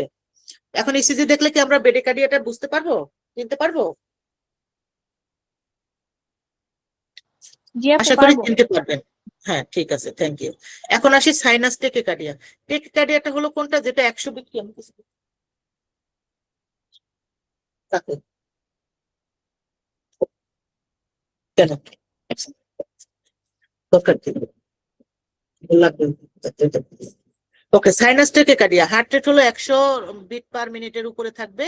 এটা হলো আমরা হার্ট, তাহলে ওটাতে হলো হার্টটা খুব আস্তে চলছে, যেই কারণে হার্ট বিটটা কমে গেছে। আর এখানে তার মানে হার্টটা খুব দ্রুত চলতেছে, হার্ট বিটটা বেড়ে গেল। আর রিদম রেগুলার, এটা তো রিদম রেগুলার থাকবে। আর এসএ নোটটা কি হবে, origin rapid rhythm SA note থেকে আসে। রিদমটা আমাদের প্রথম কোথা থেকে আসে, এসএ নোট থেকে আসে। এই হার্ট দ্রুত হলে কিউটি ইন্টারভেল স্বাভাবিক ভাবে ছোট হয়ে যায়। কন্ডাকশন পাথওয়ে ঠিক থাকলে PR and QRS usually normal থাকে। দ্রুত হার্ট কিন্তু সিগন্যাল ঠিকভাবে যায়, হার্টটা দ্রুত চলছে বাট সিগন্যালটা ঠিকভাবে হচ্ছে। কজ কি, কিছু ফিজিওলজিক্যাল কজ হতে পারে, সরি নরমাল ফেজ, যেমন এক্সারসাইজ, অতিরিক্ত এক্সারসাইজ করলে, পেশেন্ট যদি কোনো মানুষ, যদি আমরা অ্যাংজাইটিতে ভুগি, দেখবেন হঠাৎ করে আপনি কোনো কিছু নিয়ে উদ্বিগ্ন, তখন কিন্তু আমরা হার্ট রেট অনেক বেশি চলে। কোনো পেইন হলে, বডিতে কোনো ব্যথা থাকলে বা জ্বর হলে টেকিকার্ডিয়া হয়, তখন হার্ট রেট গুলো আমাদের বেড়ে যাবে। এগুলা কিন্তু আমরা সবাই মোটামুটি জানি, এগুলার কারণে হার্ট রেট বাড়ে। আর প্যাথোলজিক্যাল প্রবলেম কোনগুলা, হাইপার থাইরয়েডিজম। হাইপোতে আমরা বললাম সোলো অ্যান্ড সবকিছু সোলো হয়ে যায়, আর হাইপারথাইরয়েডিজমে সবকিছু আপনি বেশি পাবেন। যখন আমরা এন্ডোক্রাইন পড়বো তখন এগুলো আমরা ডিটেলস পড়বো। হাইপারথাইরয়েডিজমে অ্যানিমিয়া হয়, হাইপোভলিউমিকে বডি ফ্লুইড কমলে হবে, শক বা সার্কুলেটরি ফেলিউর হলে আপনার হার্টবিটটা বেড়ে যাবে। আর কিছু মেডিকেশন আছে যেগুলো হলো যে আপনার কি কি লেখা, সিম সিম্প্যাথোম্যাগনেটিক এডিনার্লিং লাইক ড্রাগ, যেমন ক্যাফেইন, বিটা অ্যাগনিস্ট, এগুলা থাকলে। ক্যাফেইন খাইলে, আমরা যে কফি খাই, অতিরিক্ত কফি খাইলে কিন্তু হার্ট রেটটা বেড়ে যায়। তো আমাদেরকে তো ক্যাফেইন খাওয়াটাও কিন্তু খেয়াল করতে হবে। স্টিমুলেন্ট ড্রাগ যত কিছুই খাবেন, স্টিমুলেন্ট ড্রাগের মধ্যে ক্যাফেইন, এম্পাটামিন, মিথাইল এম্পাটামিন এগুলো থাকে, এগুলোতে কি হবে, হার্ট রেটটা বেড়ে যাবে। তো ওই সমস্ত মেডিকেশন গুলা যখন খাবে তখন কিন্তু পেশেন্টের হার্ট রেটটা আমাদের দেখতে হবে। ক্লিনিক্যাল সিমটম আমরা কি পাবো? প্যালপিটেশন হবে, ডিজিনেস হবে, লাইট হেডনেস মানে মাথা ঘুরবে, আর ডিজনিয়া মানে শ্বাসকষ্ট হবে। আর ম্যানেজমেন্ট কি? এটা হলো ট্রিট আন্ডারলাইং কজ, যেটা হচ্ছে মনে করেন যে আপনি হাইপারথাইরয়েডিজম হচ্ছে সেটার উপরে কজ দিবেন, এক্সারসাইজ করছে জ্বর হয়েছে জ্বরের ট্রিটমেন্ট দিবেন, ব্যথা হয়েছে ব্যথার ট্রিটমেন্ট দিবেন, অ্যাংজাইটি হয়েছে অ্যাংজাইটি ট্রিটমেন্ট দিবেন। যেই আন্ডারলাইং কজ হচ্ছে সেটার উপর ট্রিটমেন্ট দিলেই মূল কারণ ঠিক হয়ে যাবে, টেকিকার্ডিয়া কমে যাবে। বিটা ব্লকার যদি পারসিস্টেন্ট বা সিমটোম্যাটিক হয় এবং অ্যাভয়েড স্টিমুলেন্ট যেমন ক্যাফেইন বা যাদের হার্টবিট বেশি থাকে তারা কিন্তু ক্যাফেইন জাতীয় ওই ইয়াগুলো আপনারা অ্যাভয়েড করবেন। এখন দেখেন এখানে টেকিকার্ডিয়া 1 2 3 গড়, তাহলে 3 গড় আপনি 300 দিয়ে ভাগ দেন, কত আসে? 150 150 150 150। তার মানে আমার হার্টবিটটা বেড়ে গেল, ঠিক আছে। এই যে ঘন ঘন 1 2 3 2 3 ঘর ঘর পুরো নাইও, এক ঘরের 2 অর্ধেক, ঘর 2 ঘর আছে। জি আপু। হ্যাঁ 2 ঘর আছে। তাহলে এটাতে আমাদের মনে করেন যে 150-এর উপরে হয়ে গেল। তাহলে টেকিকার্ডিয়ার এটা আমরা বুঝতে পারছি, তাই না? জি আপু। টেকিকার্ডিয়ার ইসিজিটা এইরকম থাকবে ঘন। আপনারা সবসময় এই এই আরটাকে আপনারা খেয়াল করবেন, আরটা খেয়াল করতে হবে। আরটা খেয়াল করলেই আপনারা বুঝতে পারবেন যে আসলে এটা কি সাইনাস ব্রেডিকার্ডিয়া নাকি টেকিকার্ডিয়া নাকি নরমাল, এটা খেয়াল রাখতে হবে। এটা অনেক দূরে দূরে থাকলে তখন আপনি গণে দিবেন, কম থাকলে সেটা দিয়ে আপনি 300 দিয়ে ভাগ দিবেন, তখন আপনার বেড়ে যাবে। এখন আসি আমরা এট্রিয়াল ফিব্রিলেশন। এট্রিয়াল ফিব্রিলেশনটা কি? ইন এ ইরেগুলার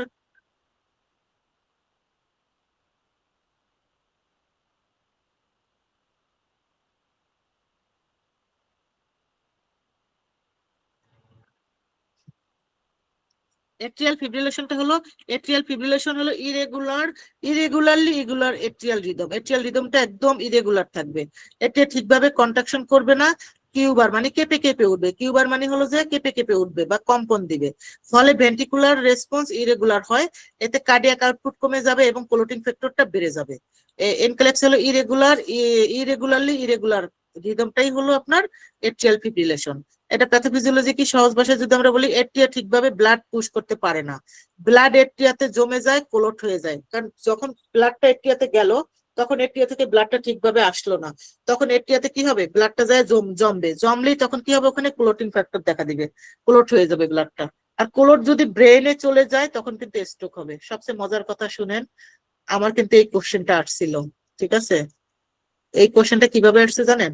আপনার এট্রিয়ালের আপনার এই ছবিটা দিছে, মনে করেন যে এট্রিয়াল ফিব্রিলেশনের যে ছবিটা, এই ছবিটা দিছে, এইরকম করে কয়েকটা ছবি দিছে, ইসিজি দিছে আর কি, কয়েকটা ইসিজি দিছে। ইসিজি দেওয়ার পরে এখানে এসভিটি ছিল, তারপরে আপনার ওই ওই মবিজ হার্ট ব্লকের একটা ইসিজি ছিল, তারপরে এই এট্রিয়াল ফিব্রিলেশন ছিল, আর একটা নর্মাল ইসিজি ছিল।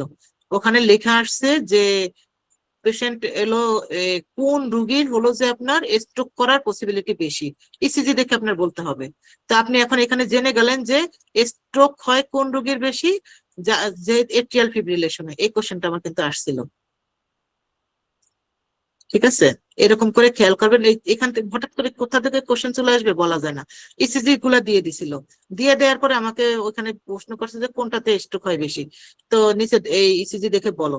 ইসিজি দেখে আমি দেখলাম যে এট্রিয়াল ফিব্রিলেশন, তার মানে এট্রিয়াল ফিব্রিলেশনে স্ট্রোক হয়, অন্যগুলোতে কিন্তু স্ট্রোক হয় না। কেন হবে?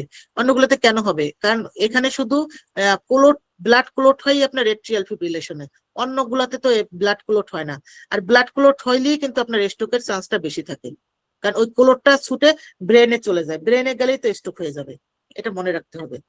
ইসিজি ফাইন্ডিং হলো ইরেগুলারলি আমরা আর ইন্টারভেল পাবো, এখানে কোনো পিওএফ থাকবে না। আমরা যে প্রথমে পড়ছিলাম এট্রিয়াল ডিপোলারাইজেশন, তার মানে এখানে এট্রিয়ালে কোনো পিওএফটা আমরা পাবো না, ঠিক আছে। এখানে পিওএফ থাকবে না কোনো। Baseline look shaky and oxy, narrow কিউআরএক্সটা ন্যারো থাকবে। আর হার্ট রেটটা কেমন থাকবে? 300 থেকে 600 বিট পার মিনিট। রুগীর অবস্থা খুবই খারাপ। এখানে no POF, irregular rhythm, think atrial fibrillation. আপনি দেখলেন কোনো একটা ইসিজিতে পিওএফ নাই, তার এট্রিয়াল ইরেগুলার রিদম আছে, তখন আপনি এটা বুঝবেন যে এটা হলো এট্রিয়াল ফিব্রিলেশন।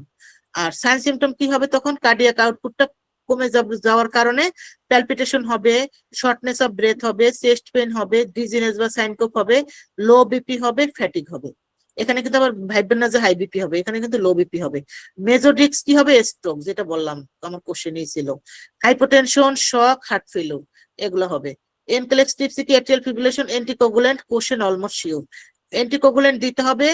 গত ক্লাসে যে বলছিলাম যে এট্রিয়াল ফিব্রিলেশনে কিছু অ্যান্টিকোগুলেন্ট দিতে হয়, তো অ্যান্টিকোগুলেন্টটা হলো কখন দিব আমরা? এট্রিয়াল ফিব্রিলেশনে, হেপারিন বা ওয়ারফারিন।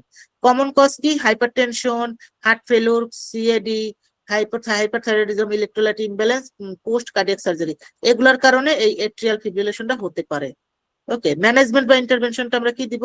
ইফ পেশেন্ট যদি স্টেবল থাকে, পেশেন্টের বিপি হলো 90 উপরে আছে, আমরা যে এনকেলেক্স করতেছি, এনকেলেক্সে বিপি 90 পর্যন্ত তারা নর্মালি ধরেন। যদি 90 নিচে নেমে যান তখন কিন্তু খুব কনসাস হতে হয়। তো এখানে 90 উপরে আছে কিন্তু নো সিভিয়ার সিমটম, কোনো সিমটম নাই, তাহলে হলো কন্ট্রোল রেট। এখন শুধু আমার কি করতে হবে? তার রেট হলো 300 থেকে 600, এখন শুধু আমাকে তার রেটটাকে কন্ট্রোল করতে হবে। তো এই জন্য আমরা কি করবো? কিছু ড্রাগ দিব, বিটা ব্লকার দিব, সিসিবি দিব, ডিগক্সিন দিব, যেগুলাতে হার্ট রেটটা কমিয়ে দেয়, সেই ড্রাগ গুলা দিব। যে কারণে আমি ড্রাগ গুলো আগে পড়াইছি কেন? যাতে আপনাদের এগুলা বুঝতে সুবিধা হয়, এই জন্য এই ড্রাগ গুলো আমি আগে পড়িয়ে দিয়েছি। If still tachycardia or rhythm not control, amiodarone. যদি টেকেকার্ডিয়া কন্ট্রোল হয়নি স্টিল এখন পর্যন্ত এই বিটা ব্লকার, সিসিবি, ডিগক্সিন দেওয়ার পরে, তখন আপনি অ্যামাইড্রোন দিবেন। অ্যামাইড্রোন দিলে আপনার কন্ট্রোল হয়ে যায়। আর তারপরে কি হবে? Prevent blood clot. All atrial fibrillation পেশেন্টের ব্লাড ক্লটটা আমাদের কি করতে হবে? প্রিভেন্ট করতে হবে। কি কি দিয়ে? ওয়ারফারিন, হেপারিন, এনক্সাফারিন আর ডিওএসিএস, এটা হলো এপিক্সাবেন বা রিবাক্সাবেন। এই ওয়ারফারিনটা হলো হসপিটাল ভর্তি থাকা অবস্থায় দেওয়া হয় আইবিতে, আর ওয়ারফারিনটা হলো যে হেপারিনটা হলো ভর্তি থাকা অবস্থায় দেওয়া হয়। ওয়ারফারিন হলো যখন সে বাসায় যাবে ওরালি খাবে। আর আপনার এনক্সাফারিনটা তো সাবকিউটেনাসলি দেয় যাতে ক্লটিংটা কমে যায়, অ্যাবডোমিনে দেয়। এপিক্সাবেন, রিবাক্সাবেনটাও সাবকিউটেনাসলি দেওয়া হয়। এখন এখানে এই দুটার মধ্যে, ওয়ারফারিন আর হেপারিনের মধ্যে একটা কোশ্চেন থাকে, প্রেগনেন্সিতে কোনটা সেফ? ঠিক আছে, প্রেগনেন্সিতে কিন্তু হেপারিন সেফ, ওয়ারফারিন সেফ না। ঠিক বলছি তো? হ্যাঁ, প্রেগনেন্সিতে হেপারিন সেফ, ওয়ারফারিন সেফ না। দেখি আমি।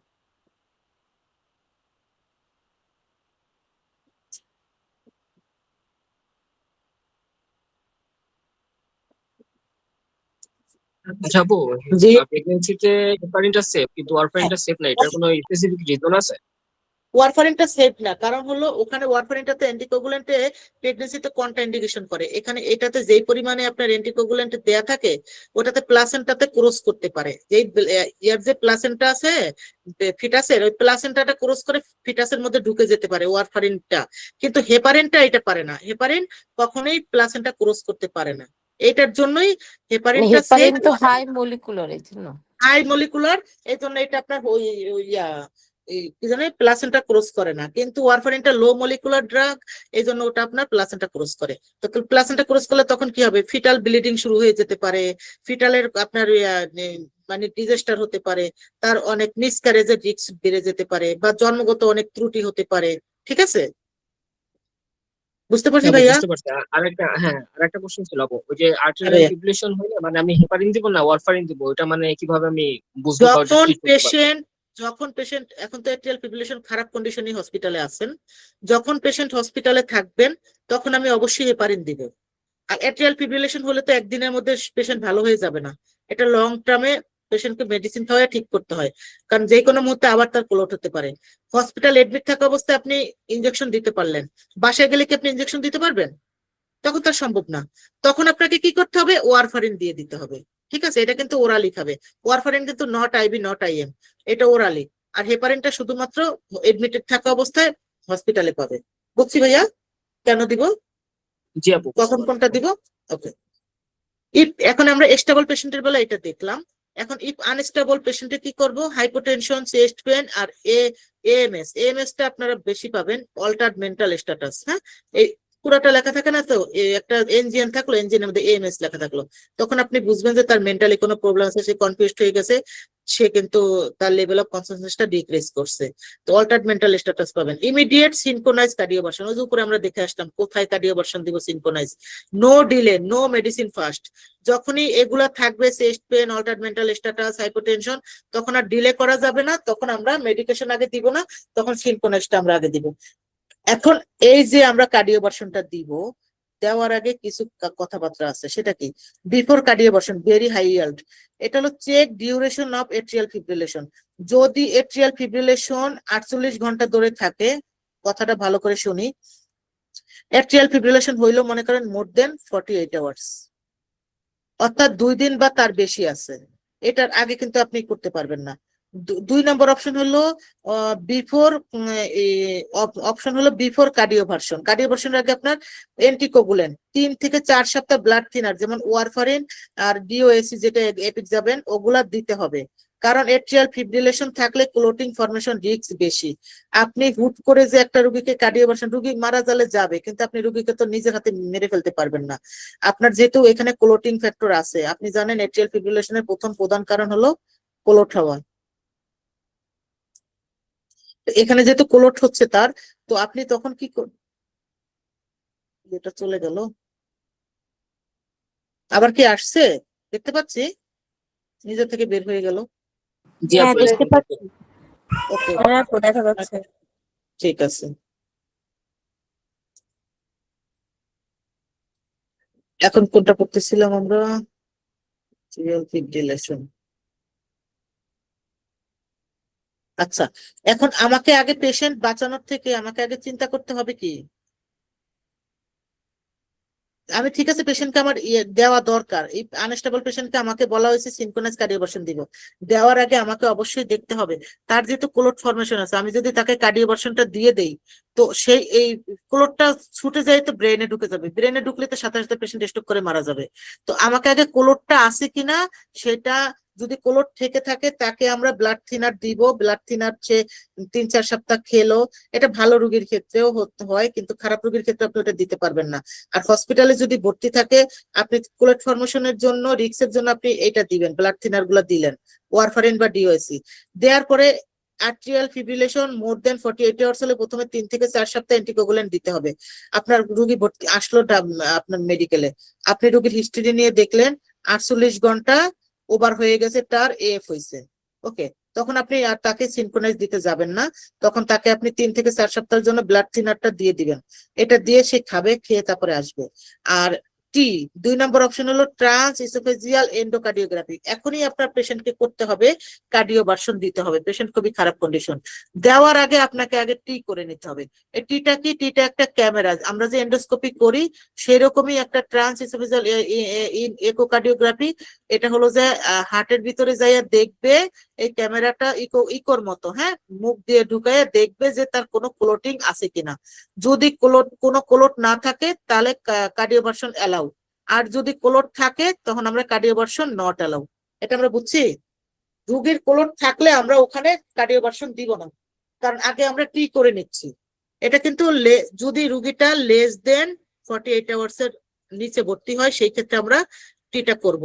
আর যদি মোর দেন 48 আওয়ার্স এর হয়ে গেছে, তার এট্রিয়াল ফিব্রিলেশন হয়েছে, তারপরে হসপিটালে ভর্তি থাকা অবস্থাও যদি হয়ে থাকে, তখন আমরা 3 থেকে 4 সপ্তাহ ব্লাড থিনারটা দিব ক্লোট ফর্মেশনটা কমানোর জন্য। সাধারণত যাদের 48 ঘন্টা হয়ে যায় তারা তো একটু সেটেল হয়ে যায়, তখন দেখা যায় তাদের ব্লাড থিনার দিলেই তাদের মোটামুটি কাজ হয়, ঠিক হয়ে যায়। আর যারা 48 ঘন্টার নিচে হঠাৎ করে হলো বা এখনই হইলো, তখন কি করবেন, আগে আপনি ডিফিব্রিলেশন কার্ডিওভার্সনটা না দিয়ে আপনি আগে টি করে নেবেন, ট্রান্স ইসোফেজিয়াল ইকোকার্ডিওগ্রাফিটা করে নিয়ে দেখবেন আগে ক্লোট আছে কিনা, ক্লোট থাকলে আপনি দিবেন না, আর যদি কোনো ক্লোট না থাকে তখন আপনি কার্ডিওভার্সন দিবেন, ঠিক আছে।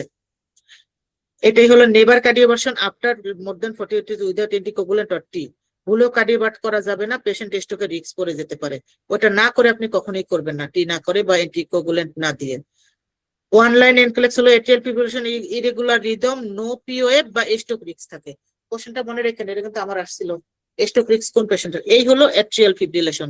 দেখেন কোনো পিওএফ নাই, সব সমান, এখানে কোনো পিওএফ এর ধরন নাই, সব কেমন এলোমেলো এলোমেলো, কি আর একটা কি একরকম আছে, দেখেন কি এলোমেলো না, একটা এই একটা এই একটা এই আবার একটা এই আবার একটা ওই দূরে চলে গেছে, পিওএফ নাই, আর একটা ইরেগুলার, এই দুইটা জিনিস দেখেই আমরা বুঝবো এটা হলো এফ, ঠিক আছে, এটা হলো এফ, কোনো পিএফ থাকবে না, পিএফটা আগে আমাদের চিনতে হবে, পিএফটা থাকলে এখানে একটু এরকম থাকতো, উঁচু থাকতো, এখানে একটু এইরকম থাকতো, এখানে এইরকম থাকতো, কিন্তু এখানে এটা নাই, প্রত্যেকটা কিউআরএস এর সাথে থাকতো, যেহেতু পিটা অ্যাবসেন্ট আর 8টা ইরেগুলার এরকম থাকবে, তখন এটা আমরা বুঝবো এফ। আর এই হলো টি, এই একদম এইভাবে ক্যামেরার মতো ঢুকাইয়া হার্টের মধ্যে ঢুকিয়ে তারপরে দেখা হয় যে আপনার এখানে কোনো ক্লোট ফরমেশন আছে কিনা। ক্লোট থাকলে আমরা কার্ডিওভার্সন দিতে পারবো না, আর ক্লোট না থাকলে তখন আমরা কার্ডিওভার্সন দিব। এখন আসি আমরা এট্রিয়াল ফ্লোটার। এই এএফ এবং এই atrial flutter, atrial fibrillation flutter মোটামুটি কাছাকাছি, একটু ডিফারেন্স হলো এটার ইসিজিটা একটু difference. Atrial flutter regular atrial tachyarrhythmia, atria খুব দ্রুত কিন্তু রেগুলার ভাবে বিট দেয়। এট্রিয়া সাধারণত 200 থেকে 350, এট্রিয়াল ফিব্রিলেশন আমরা পাইছিলাম 300 থেকে 600, অনেক জায়গায় 300 থেকে 400 বলে। আর এখানে এট্রিয়াল ফ্লোটারে আমরা পাচ্ছি রেটটা কত থাকবে, 200 থেকে 350। এটা সটুথ প্যাটার্ন, এইটাই কোশ্চেনে থাকে। সটুথ প্যাটার্ন কোন ইসিজিতে পাওয়া যাবে, কোন সমস্যায় আমরা সটুথ প্যাটার্ন পাবো? সটুথ প্যাটার্নটা হলো এরকম, প্রথমে দেখাই দিয়ে দেখেন এই টুথের মতো, দেখছেন সটুথ প্যাটার্ন কেন বলছে, এই দেখেন কেমন ইসিজিটা এরকম থাকবে। কিউআরএস ঠিক আছে, সব সমান, সব ঠিক আছে, কিন্তু প্যাটার্নটা সটুথ, পিওএব নাই, টি নাই, কিচ্ছু নাই, ওর মতো চাচ্ছে। এইরকম দেখলে এটা বুঝবেন যে এটা হলো এট্রিয়াল ফ্লোটার। এটা কিন্তু আমরা ভুলবো না, এটা কিন্তু সবার সহজে মনে থাকে। এই এট্রিয়াল ফ্লোটারের, হ্যাঁ করাতের মতো, ঠিক আছে, এটা আমরা মনে রাখবো। এই সটুথ প্যাটার্নটা শুধু এট্রিয়াল ফ্লোটারে থাকে। ইসিজি ফাইন্ডিং হলো সটুথ প্যাটার্ন, এপিয়ান্স, পিওএফ এবং রেগুলার রিদম। রিদমটা কিন্তু রেগুলার থাকবে, আনলাইক এট্রিয়াল ফিব্রিলেশনের মতো না। এট্রিয়াল রেট থাকবে হলো 200 থেকে 350, ventricular rate often regular, QRS narrow and regular, ছোট থাকবে কিন্তু রেগুলার থাকবে। Rule of remember, sawtooth atrial flutter, no POF plus irregular atrial fibrillation. দুইটা কিভাবে মনে রাখলেন? এট্রিয়াল ফ্লুটারে হলো সটুথ থাকবে করাতের মতো, আর এট্রিয়াল ফিব্রিলেশনে কোনো পিওএফ থাকবে না, কিউআরএসটা থাকবে ইরেগুলার। ওকে, প্যাথোফিজিওলজি এটা কিভাবে বুঝবো? এট্রিয়াল খুব দ্রুত সার্কুলেশন ইলেকট্রিক্যাল লুপে বিট করে, এবি নোড সব ইম্পালস করতে পারে না, ভেন্ট্রিকুলার রিদম অফেন সে রেগুলার। সাইন সিমটম হলো ওইটার মধ্যে দেখা যাচ্ছে palpitation, shortness of breadth, chest pain, dizziness, fatigue, hypotension, severe হলে হাইপোটেনশন হবে। Symptom dependent ventricular rate. Major risk হলো স্ট্রোক, এটা তো স্ট্রোকের রিস্ক থাকে কিন্তু ইয়াতে বেশি থাকে, কিন্তু এট্রিয়াল ফিব্রিলেশনে বেশি থাকে। ব্লাড পুল ইন এট্রিয়ার মধ্যে যদি ঢুকে যায় তখন মেজর রিস্ক থাকে। হাইপারটেনশন হতে পারে, হার্ট ফেলিওর হতে পারে। আর রিস্ক অ্যাজ সেম, উপরে যে রিস্ক গুলো পড়লাম এট্রিয়াল ফিব্রিলেশনে, এখানকার রিস্ক আর atrial flutter risk same. Common cause কি? Hypertension, heart failure, CAD, post cardiac surgery, electrical imbalance, COPD, এই পেশেন্টদের আপনার এট্রিয়াল ফ্লুটার হতে থাকে। আর ম্যানেজমেন্টটা হলো same as atrial fibrillation. Atrial ফিব্রিলেশনে যেরকম ম্যানেজ করেছি সেরকম থাকে। এই হলো দেখেন ইয়েটা, ছবিটা এরকম থাকবে সটুথ।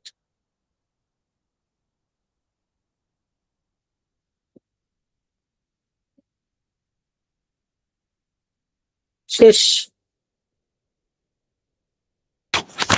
তো বুঝতে পারছি কিছু? কিছু কি বুঝতে পারছেন আপনারা? আমি কি বুঝাইতে পারছি আপু। একটু? জি জি আপু, আপু, অনেক আপনার সুন্দর বুঝাইছেন। পিডিএফ গুলাতেই বাংলায় লেখা থাকাতে আমাদের জন্য ইজি হয়ে গেছে অনেকটা। ইজি হয়ে গেছে, থ্যাংক ইউ সো মাচ। আমি এটা শুধু করছি আপনাদের জন্য, কারণ কি আমি অনেক ভুক্তভোগী, যারা এনক্লেক্স করিস, কোচিং করিস, সবাই ইংলিশে গদবাদা দিয়ে দেয়, যেটার কারণে হয় কি পরবর্তীতে আমাদের পড়তে গেলে বারবার এই গুগল সার্চ করো, বারবার হ্যাঁ, পড়ো, হ্যাঁ আপু, ডিস্টার্ব হয়। বাংলা বের করে বোঝা বাংলায় লাগে। দিয়ে দিলে, হ্যাঁ বাংলায় দিয়ে দিলে হয় কি বোঝা যায় জিনিসটা, ঠিক আছে। হ্যাঁ। অনেকে বলে কি যে বাংলায় দিছে মনে হয় নিজে পারে না, আমি না না পারলে আপু, তারা আমি এখানে আপনারটা অনেক পড়াইতে আসি, সুন্দর হয়েছে। ঠিক আছে। মানে বাংলা এখন আমি দেওয়ার এটা পর দিচ্ছি এই এই কারণে। হার্ড ওয়ার্কের জন্য আপনাকে মানে হ্যাঁ, মনের থেকে আপনাকে ধন্যবাদ। আপনার এই কারণ পরিশ্রমের আমার কোনো কিন্তু মূল্য অনেক হয়নি। বেশি, হ্যাঁ বেশি কষ্ট হচ্ছে, একবার ইংলিশে লিখতে হচ্ছে, একবার বাংলায় লিখতে হচ্ছে, আমার কিন্তু অনেক বেশি সময় ওয়েস্ট হচ্ছে। শুধু এটা আমি এই কারণে করলাম যাতে আপনাদের কষ্টটা না হয়। তো আমরা মোটামুটি এখন কি সিজি দেখলে এই কটা জিনিস আমরা চিনতে পারবো না আপু? জি আপু, জি আপু। কারণ এই কটা জিনিস আমাদের চিনতে হবে, কারণ হলো ইসিজিটা দেখেই যেন আমরা বুঝতে পারি যে কোনটা কোন ডিজিজ, কোনটা কোন দিকে যাচ্ছে।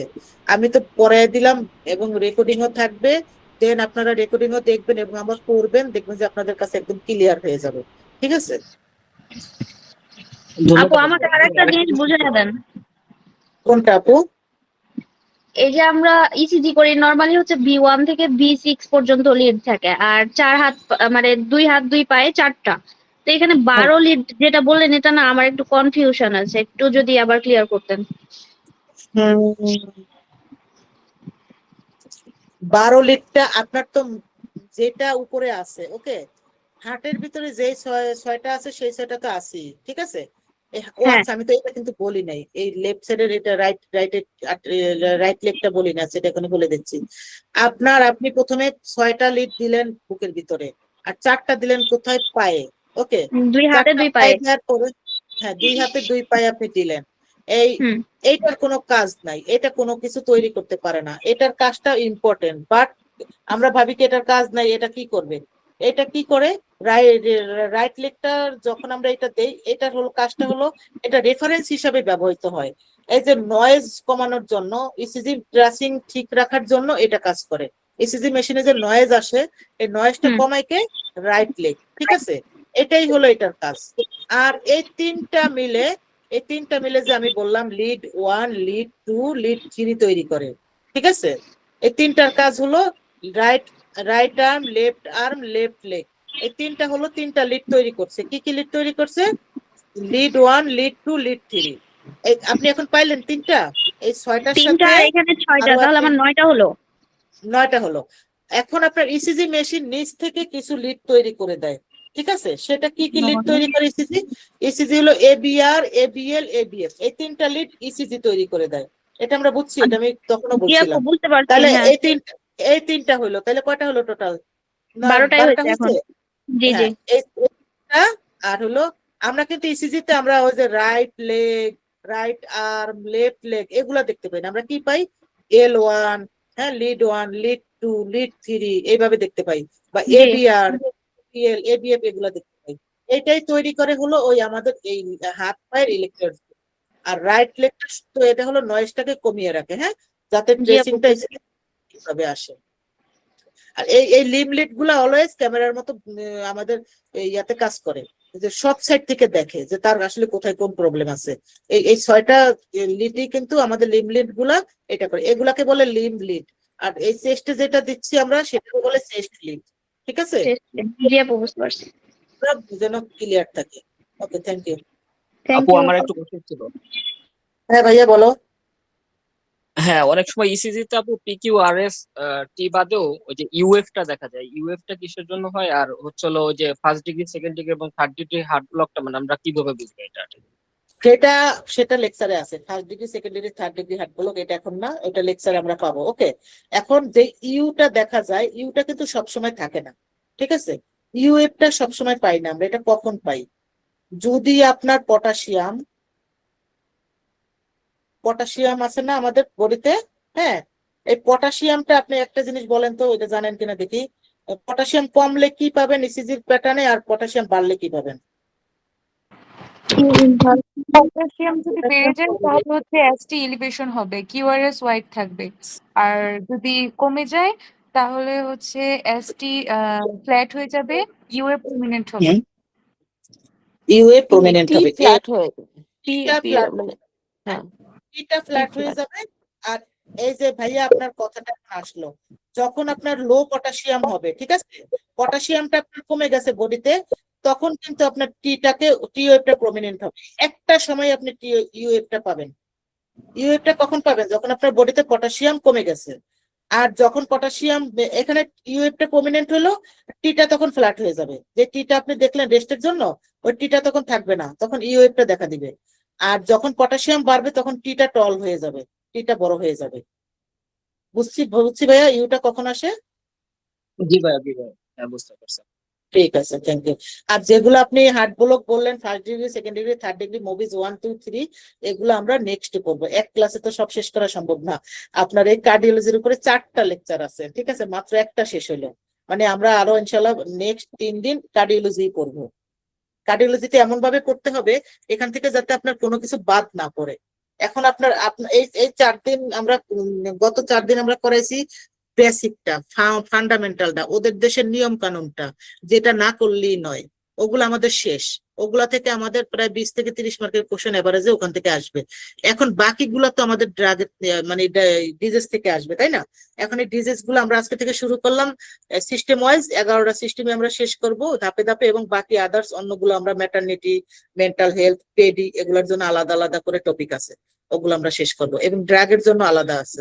আর এটা ড্রাগটা কিন্তু আমি সাথে সাথে দিয়ে দিয়েছি, তো এই ড্রাগ গুলাও দেখে নিবেন, ঠিক আছে? এই আর কি, চেষ্টা করবেন একটু জি আপু। পড়াশোনা করার। খালি ক্লাস করলাম আর চলে গেলাম, তাহলে কিন্তু হবে না। আমি এত কষ্ট করে আপনাদেরকে পড়াচ্ছি, আপনারা আমার আশাই হলো আপনারা এনক্লেক্স পাস করবেন ইনশাআল্লাহ সবাই। এটার জন্য এই কষ্ট করেন, অন্তত এটা আপনারা একটু রাখবেন, নিজের একটু পড়াশোনা করবেন। জি আপু, আপনি আপু হচ্ছে আরেকটু শিখছেন জিনিস আমরা জানার ছিল যে আপনার যে আরটিএল ফিব্রিলেশন থেকে যে কোশ্চেন আসছিল ওটা কি এনজিএন টাইপের, মানে অনেকগুলো যে না না না না না UF না না না একটা এটা নরমাল? চারটা ছিল, কিন্তু চারটা ছিল বললাম না, ওই যে চারটা কোশ্চেন ছিল মনে হয়, এট্রিয়াল ফিব্রিলেশন ছিল, আর ওই যে আপনি থার্ড ডিগ্রি হার্ট ব্লক বললেন না, ওই থার্ড ডিগ্রি হার্ট ব্লকের একটা ছিল ইসিজি প্যাটার্ন। এটা কিন্তু ইসিজি দেখে আমার বুঝতে হচ্ছে যে আসলেই এটা কি হবে, ঠিক আছে? ওটা কিন্তু ইসিজি ছিল, প্রত্যেকটা ইসিজি দিয়ে দিছিল এরকম। এই যে এট্রিয়াল ফিব্রিলেশন কই, এই এট্রিয়াল ফিব্রিলেশন বের হও বাবা, এইরকম একটা ইসিজি ছিল, আবার থার্ড ডিগ্রি হার্ট ব্লকের একটা ইসিজি ছিল, এরকম মানে চারটা ইসিজি ছিল। তো কোনটাতে স্ট্রোকের রিস্ক হয়, নিচের কোনটা দেখে আমি ইসিজি দেখে বলবো যে কোনটাতে স্ট্রোকের রিস্ক হয়? ছিল কিন্তু ইসিজি, আপনাকে কিন্তু এখানে নাম লিখে দেন, atrial fibrillation, third degree heart block, ওগুলা কিছু লেখা নেই। চারটা ইসিজি দিছে, এখানে একটা, এখানে একটা, এখানে একটা, এখানে একটা। তো আপনার যেটা রাইট, এখানে ক্লিক করার অপশন আছে, আপনি এখানে ক্লিক করে দিলেন। বুঝতে পারছি? এটা কিন্তু খেয়াল রাখতে হবে। হ্যাঁ আপু, বুঝতে ইসিজি পারছি। প্যাটার্ন এই জন্য আমাদের বুঝতে হবে, কারণ অনেক সময় দেখা গেছে এই আপনার এট্রিয়াল ফিব্রিলেশনটা দিয়ে দিল, উপরে অনেক কিছু দিয়ে দিল যে পেশেন্টের এখন কোনটা এট্রিয়াল ফিব্রিলেশন হচ্ছে, এখন কোনটা তুমি ছবি দেখে বুঝবা যে কোনটা এট্রিয়াল ফিব্রিলেশন। তখন আপনার অবশ্যই আগে খুঁজতে হবে যে আমি এট্রিয়াল ফিব্রিলেশনে কি করলাম, পিওএফ থাকবে না, আর আরটা একদম ইরেগুলার থাকবে, তার মানে সেটা এট্রিয়াল ফিব্রিলেশন। তখন আমি খুঁজে বের করে নিব, তাইলে আমি বুঝবো যে হ্যাঁ এটা এট্রিয়াল ফিব্রিলেশন। আমি যদি ইসিজি না চিনি তাহলে তো আমি বুঝতে পারবো না, তাই না, কোনটা কি। এই জন্য ইসিজি চেনাটা একটু জরুরি। যদিও ইসিজি থেকে মেইন পরীক্ষায় কোশ্চেন কম থাকে, একটা কি দুইটা থাকে, তারপরে কিন্তু জানতে হবে। 1-2 মার্কের জন্য কিন্তু মানুষ ফেল করে, ঠিক আছে? ইসিজিটা জানতে হবে। ঠিক আছে, থ্যাংক ইউ সো মাচ। সবাই পড়াশোনা করেন, পড়াশোনায় মনোযোগ দেন। জুমা কিছু বলবে? না থ্যাংক ইউ। বলবে? আনমিউট করছো। তানজিলা আক্তার। তো অনেক কঠিন, কেমন মনে হয়?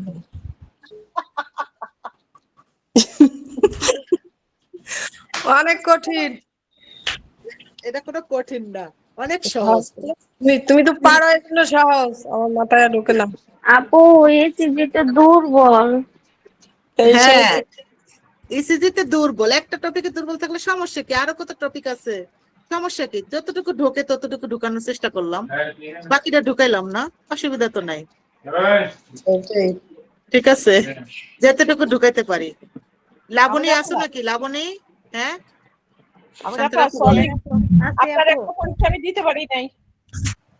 হ্যাঁ আপু, আমি দেখলাম আপনি পরে দিয়ে ফেলেন, আমি রেজাল্টটা দেখবো না, হ্যাঁ, আপনার ওখানে আছে, হ্যাঁ, দেওয়া আছে লিঙ্ক। হ্যাঁ, আমি আপনি আমি দিয়ে এই ফেলেন। কয়দিন আর বসতেই পারি নাই, আমি কয়দিন আর বসতেও পারি নাই। আমার আমার বুঝছেন, আমার ওই যে মানে আমার কমপ্লেক্স কেয়ারে আমি ঢুকতেছি আর কি। আচ্ছা আচ্ছা আচ্ছা। নিয়ে আমি ওইটা নিয়ে আমার মানে ব্যস্ত রাখতেছে বেশি। হ্যাঁ, অ্যাসিস্ট্যান্টে ঢুকতেছি, যার জন্য ওইটাতে। তবে আপনার এই পড়াটা আমার অনেক উপকার দিচ্ছে, যাক কারণ আলহামদুলিল্লাহ। 30 বছরের পুরানা পড়া রিভাইজ হচ্ছে তো। হ্যাঁ হ্যাঁ আপু, আলহামদুলিল্লাহ, খুব ভালো। আমি চাই আপনাদের উপকারে আসতে পারি যেন একটু, আর আপনারা একটু পড়াশোনা করেন, আপনারা পাশ করলেই আমার সার্থকতা। হ্যাঁ, আমি লাবণী, করবো, এখন পাচ্ছি না, করবো ইনশাল্লাহ। তুমি কি আজকে একটু বুঝতে পারছো আপু? হ্যাঁ আপু, একটু বুঝতে পারছি। রেকর্ড ক্লাসটা দিয়ে যাক, দিয়ে দেখা পরে হ্যাঁ রেকর্ড ক্লাসটা দিয়ে দিব ইনশাল্লাহ, ওইটা দিয়ে দিব, সমস্যা নেই। ঠিক আছে, তাহলে আপনারা ইনশাল্লাহ ভালো থাকেন। ওকে, থ্যাংক ইউ সো মাচ।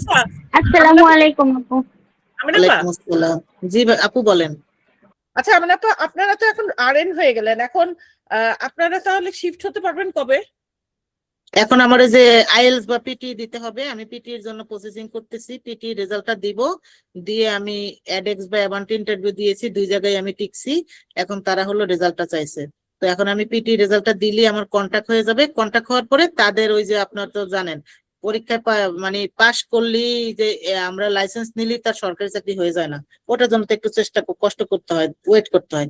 ওইটা ওই দেশে যখন আপনার 2 বছরের মতো লাগবে, এখন মনে হয় আরো কম লাগবে, কারণ এখন আপনার ওই যে ভিসা বুলেটিন 2024-এর আগস্ট পর্যন্ত অলরেডি চলে আসছে। তার মানে 2024-এর আগস্ট পর্যন্ত যারা পাশ করছে তারা কিন্তু এখন যেতে পারবে। ঠিক আছে, তো সেক্ষেত্রে ও। 24, 25, 26 2 বছর, তো আমার আর মনে করেন সামনে 2 বছর লাগতে পারে। আচ্ছা, এটা আর আর কি। আপনি অস্কিটা কি মালয়েশিয়া যেয়ে দিছেন? না না, আমাকে অস্কি দেওয়া লাগে না আপু, এই আমেরিকার জন্য অস্কি দরকার হয় না। ওহো, সরি সরি সরি। বাকি আইএলস ফেল করছে আবারও। হ্যাঁ, আইএলস বা পিটি এটা হলেই হবে। ঠিক হইলো যে কাকিরা তো যাইতে পারতেছে না, এই কারণে আইএলস ফেল করছে কাকি আবারও। ও হ্যাঁ আচ্ছা, আপনি ইংলিশ কমপ্লিট করছেন ওই পিটির আগে? হ্যাঁ, এনক্লেক্স কমপ্লিট। এটা ওয়ানলি আমি সিস্টেমটা সম্বন্ধে জানি না, আমি এর জন্য জিজ্ঞেস করতেছি। এটা ওয়ানলি একটা বোর্ডে করা হয়, সেটা হলো নিউ ইয়র্ক স্টেট বোর্ড। ঠিক আছে, নিউ ইয়র্ক হ্যাঁ। স্টেট বোর্ডে আমরা কেন সবাই ওখানে ইভ্যালুয়েশন করি জানেন? ওখানে শুধুমাত্র আপনার আইএলটিএস আগে চায় না, ওটা হলো আপনি এনক্লেক্স পাস করার পরে দিলেই হবে। অন্যান্য বোর্ডে আগেই চায়, তো এই জন্য আমাদের জন্য একটু প্লাস পয়েন্ট হয়েছে পড়াশোনা করাটা। আমি পরে করলাম আইএলটিএসটা, প্রবলেম নাই। এই জন্য সবাই আমরা নিউ ইয়র্ক স্টেট বোর্ডেই আমরা ইভ্যালুয়েশনটা করি। আর আপনারা সবাই যারা যারা ক্লাস করতেছেন দয়া করে ইভ্যালুয়েশন শুরু করে দেন। ঠিক আছে, আর আচ্ছা আপু, ইভালুয়েশনটা কতদিন আগে করা লাগে? আপনি একবার করবেন, সারা জীবন আপনার জন্য এটা মেয়াদ। আপনি যখন ইচ্ছা তখন পরীক্ষা দেন, আপনি ইভ্যালুয়েশন যখন ইচ্ছা তখন করে রাখবেন। আর কখনোই আপনার ইভ্যালুয়েশন করতে হবে না, আপনি পরীক্ষা 10 বার দেন, 20 বার দেন, না দেন, প্রবলেম নাই। ঠিক আছে, একবার করে রাখবেন। ইভ্যালুয়েশনের সিস্টেমটা কি আপনার? আপু আমি একটা ভিডিও আছে যে আপনি যেহেতু ইয়াটা দিয়েছেন, মেইল অ্যাড্রেস দিয়েছেন, ওটার মধ্যে আমার সেই লাইব্রেরিতে ভিডিও দেওয়া আছে ইভ্যালুয়েশন নামে, ওটা দেখে নিয়েন, তাহলে আপনি একটু ইজিলি বুঝবেন। ঠিক আচ্ছা আছে, আচ্ছা, ঠিক আছে। ওটা একটু বড়, তো ওখানে আমি সম্পূর্ণ ভিডিওটা করে রাখছি আপনাদের জন্যই, যাতে আপনাদের বুঝতে সুবিধা হয়। আর আপনার পিটিএ স্কোর কত লাগে? পিটি স্কোর ওভারঅল 60 না আর 58। আইএলস? আইএলস হলো আপনার 6.5, কিন্তু স্পিকিং এ চাচ্ছে 7। আচ্ছা, আপু পিটি না 55 হইলে হয়, শুধু স্পিকিং এ। মানে 55। হ্যাঁ, আমি ওটা মাথায় রাখি নাই বুঝছো, কারণ আমার চিন্তা আমি ওভারঅল 60 করবো, এই জন্য আমি ওইটাই মাথায় রাখছি। হোক 55, বেশি পেলে সমস্যা নাই। কারণ আমার 55 যদি আমার টার্গেট থাকে, তখন দেখা যাবে আমি 50 পেয়ে গেলাম, তখন তো 55 সমস্যা নেই। পাওয়া ইজি, খুবই ইজি। হ্যাঁ, আমার 55টা পাই, ওইটাই ওইটাই। আমার টার্গেট হলো আমি 60 পাবো, এটাই আর কি। তা আপনি পিটি প্রিপারেশন নিচ্ছেন কিভাবে? একটা 1.5 মাসের একটা কোর্স করলাম, কোর্স করে এখন নিজে নিজে বাসায় বসেই দেখতেছি, বাসায় বসেই আপনি প্র্যাকটিস করতেছি। দেন আমি যখন মনে করবো আমি এখন prepared, তখন পরীক্ষা দেবো। হ্যাঁ আপনি আইএলস বলুন। এর চেয়ে সোজা? হ্যাঁ সোজা, অনেক সহজ। আর থেকে ছিল অনেক। হ্যাঁ, কার কোশ্চেন ছিল?